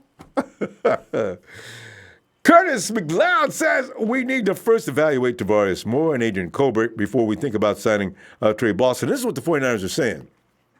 The 49ers are saying to everybody who wants Tre Boston and everybody else, how many safeties do we need to get you people to give us a break? We need to see if these guys got anything to offer. We've invested draft picks in these people. And I know what that's got to be, and that makes sense, right? Quentin Hunter, what's up? Miguel Cuevas, what's up, Miguel? And Daniel also says, got my tickets to the home opener. And my wife and I are flying down from the god-awful Sea Chickens land to watch our boy beat the Steelers. Last game I went to, I was the Cards. Talk about disappointment. I know, losing the Cards is flat out embarrassing. Hey, show one more. I got Mick the Dog. Something must be really off with Tre Boston. Nobody wants him. And Mick, we went over that situation, as Russo pointed out, about Tre Boston being a little bit of a rebel when it comes to doing what he's asked to do. Big Show, come on in, man. You got your coffee? Yes, what'd you sir. order? I bet I know what you ordered too. You got a cappuccino, don't you? A venti iced chai. Okay, it's hot. That tastes good. All right. 102 degrees. Are you kidding me right now? Hot coffee. Yeah. Coffee won't even help, but it's a good start. Iced coffee, anyway. Anyways, good evening, Ronbo, and everybody else. Okay. Have any of you ever paid attention to a Bill Belichick press conference? Yeah, and if you can hear him. If you have not, I suggest you go on YouTube and watch a Bill Belichick. Wait, Big Show. Let me do a little bit. Ask me a question. Let me do the Belichick. Ask any. I was actually gonna get there. Could I do it myself? Oh yeah, okay. Let me ask. Let me let you be Belichick. Let me ask you a question. All right. Bill, ask me what I think of Jimmy Garoppolo. Yeah, let me I'll ask you about Jimmy Garoppolo. Okay. Bill, we heard that it was against your will that you sent Garoppolo to the 49ers. Is that true or false? On to Cincinnati. and what I'm trying to get here to everybody is there is no emotional attachment to any player when it comes to Bill Belichick. He doesn't care about your feelings. That's not all the way true. All he cares about is winning. That's true. That's the bottom line. He doesn't really show. That's the bottom line. It is. I agree, but he doesn't show any emotion one way or the other about anything. He doesn't want to do those press conferences to begin with. So when he comes out there, when you ask him a question, all you get is, yeah, we would do that. We're just here to play football. You ask Bill Belichick what impact Jimmy Garoppolo will have on another team. He'll be a great teammate. No, he'll be an asset to that organization. That's it. Next question. Yes. There's no emotional attachment to that player. Belichick is good at that. Understand this. Yeah, and you've also got to understand that this is a business, people, and it's all about winning, making money, and putting asses in seats. And if your player isn't helping your team win, I'm sorry, but you move on from him and you find a player that will help you win. And that's the way the business works. You cannot become emotionally attached to players. Okay, you've got to treat the business as if you were running a bar. You can't. It's like falling in love with every pretty chick that comes into your bar. And I have a question. Yeah. So in that case, is there somebody that you think that is not going to help us win that you would like to replace? No, I'm not saying that. I'm saying this is an evaluation year for Jimmy Garoppolo. If he does pan out, then we will keep him. If he doesn't pan out, then we will have no problem getting rid of him and finding somebody that Kyle Shanahan wants to help us win games and get us to the playoffs and get us to championships. And that's the bottom line. Well, yeah. That's the bottom line. That's what you guys have all got to understand. And a lot of you have brought up Kirk Cousins' past statistics, and you've also got to look at the circumstances and what teams he was on, as well as far as playmakers goes. The Washington Redskins were effing garbage, man. What? He had nobody around him to make plays. He had 2,000-yard receivers. he had Deshaun Jackson, who was on his way out. And Garcon. He had They both got 1,000 yards that year. Who was, you can't be on your way out. Even if you're on your way out, if you gain 1,000 yards, you were getting work done. But anyways, he's had no real. Deshaun Jackson, he's okay. He's not. So splat. He'll get you 1,000 yards, yes, but he's not splashy. I'm getting ready to throw the flag on your show. This is not an irrelevant. This is not a good argument show. You can't. If a man gets you 1,000 yards and another man gets you 1,000 yards, you cannot bring a case against them. You also have to have supporting members around you that will help you win. You can't just rely on the 2,000 yard. No, I just mentioned them. I'm just saying he had supporting cast. You said he didn't have a supporting cast. I'm saying he had plenty of supporting cast. Anyways, you've got to look at the circumstances of how the coach was during that time. Also, the players 4 and what? around. Is it 4 and 25? I'm sorry. 4 and 25. Is that what somebody said about his playoff record, or against teams over 500? Yeah, that's again. Look at the team that he was on. Just go look at the roster up and down, and see if there's anybody out there that stands out to you that's going to help him and the team reach beyond the playoffs. You can't just blame it all on the quarterback. I know, but you have to look at the playmakers. I mean, look at last year. You look at Russell Wilson and the players he had around him. He didn't have all that much around him, and he did pretty good. But Pete Carroll's a really good coach. Okay. So he's taking here's USC the thing. to national championships. You can come up with any number of reasons, but the fact of the matter is, unfortunately, he was in the skin of one Kirk Cousins. And now, I don't know how much, you can't go years and blame the coaches. At a point, there comes a time you have to make the quarterback responsible.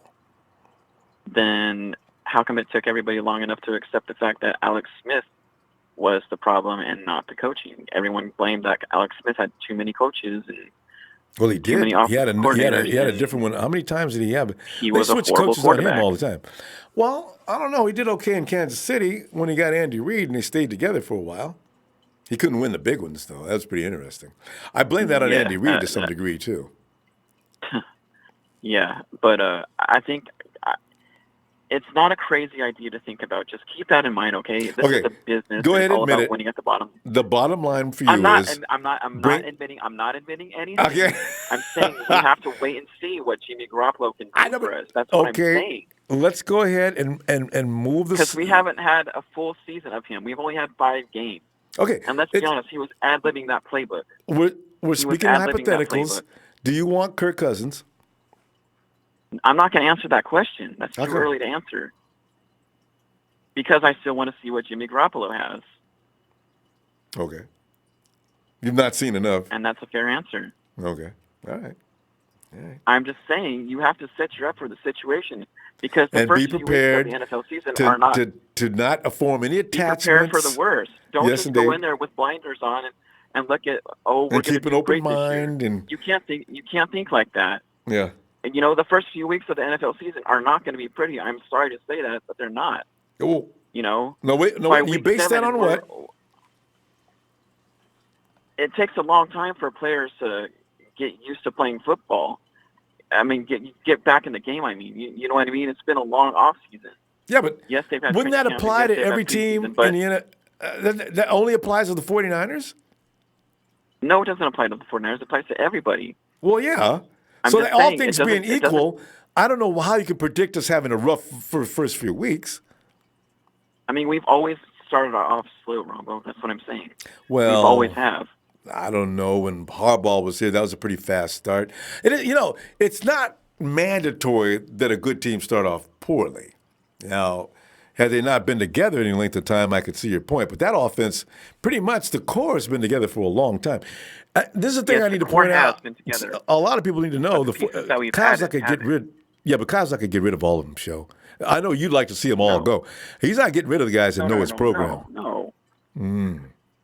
So he the will guys start. who weren't making any impact at all are not going to stay. Yeah, well, and I know that we differ in who we think was making impact and who wasn't. But the fact of the matter is, if you know Kyle Shanahan's system well enough, you're probably going to get a point And it's ahead. complicated. And Yes. this system is not for everybody. Yeah, true. You got to understand that too. Yeah, well, yeah. Matt that's Ryan why. all but wanted to quit. He Now, wanted see- Kyle Shanahan fired. Who? Matt Ryan all but wanted. Oh, no, I know. But so this is why you've got to brace yourself for Kendrick Bourne possibly being a 49er for another season. I'm not even going to go there. And I tell you something else, too. He may be one of the premier guys on the team next year. Kendrick Bourne is growing, Show. He's He was growing. lucky because everybody got hurt, and we were signing guys like, who was it? Not Jerome Simpson, but Jerome Simpson. Oh, I what forgot was all his about name? him. I was trying to think We of were his name, signing too. bum I'm glad you brought his pretty name back combo. up. I'd forgotten we about were him. I was trying to think of his really, name one day. bad, and he got really, really lucky, and that's the bottom line. And You can't get lucky for that many plays, Show. All right, listen, anyway, we're going to see you Friday. Big neither Show. here Enjoy nor that. there, but anyways, you all have a good night. You too, Show. Always a pleasure. Here he goes. Yeah. All right. And Barack on that. Frank Gore said he'll keep playing till I can't anymore. Frank the Tank Hall of Fame bound. Yeah, I saw that article, and Frank says, I started with that organization. I will retire as a Niner. Just come back in and sign a one-day contract and retire as a Niner. Looking forward to you coming home, Frank. Sir Garcia says, what's up? What's up, Sir Garcia? Doug Williams, Ronbo, the Night Empire, all the way live. It's all the way live. Hank Mooney, if Jimmy was on that Viking, this was brought up, Hank. If Jimmy G was on that same Viking squad, boys would have made the Super Bowl. All right? If we get Cousins, we got to fire the whole staff. So I read that online. Somebody made that observation. You know what? If Jimmy G would have been on the Vikings, they probably would have went to the Super Bowl. Antonio McCoy, no, Ronbo liked that 49er watch I sent you on Twitter. No, I saw that. Was that you, Antonio? Yeah, no, I saw that, man. I loved it. That was a gorgeous watch. He says, look like a Rolex style, right? And it's got the 49er logo and inside gold helmet. It's absolutely fabulous. And I thought that's what you're talking about, too. Anthony Baker, Tre Boston will give us 3 veterans back there that we didn't have, but one back there last year, and that was Uncle Sherm. You see, here's what you got to be careful with overstacking your team with vets. Although Boston's 27, I guess it's not that bad, though. So I'm saying, don't get too old with your back. Because I got a feeling, from what I'm reading, Kello, I'm not sure about him losing that job. Let's see if Brett got, because he may be starting off a little slow. Anyway, all right, fam, time for me to say, hey, hit that like, fam! And I look for you Friday. Can't wait.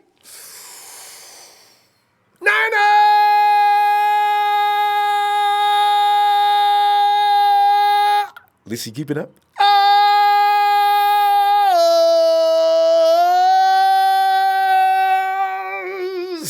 She's probably asleep. Night, Elisa. Night, fam.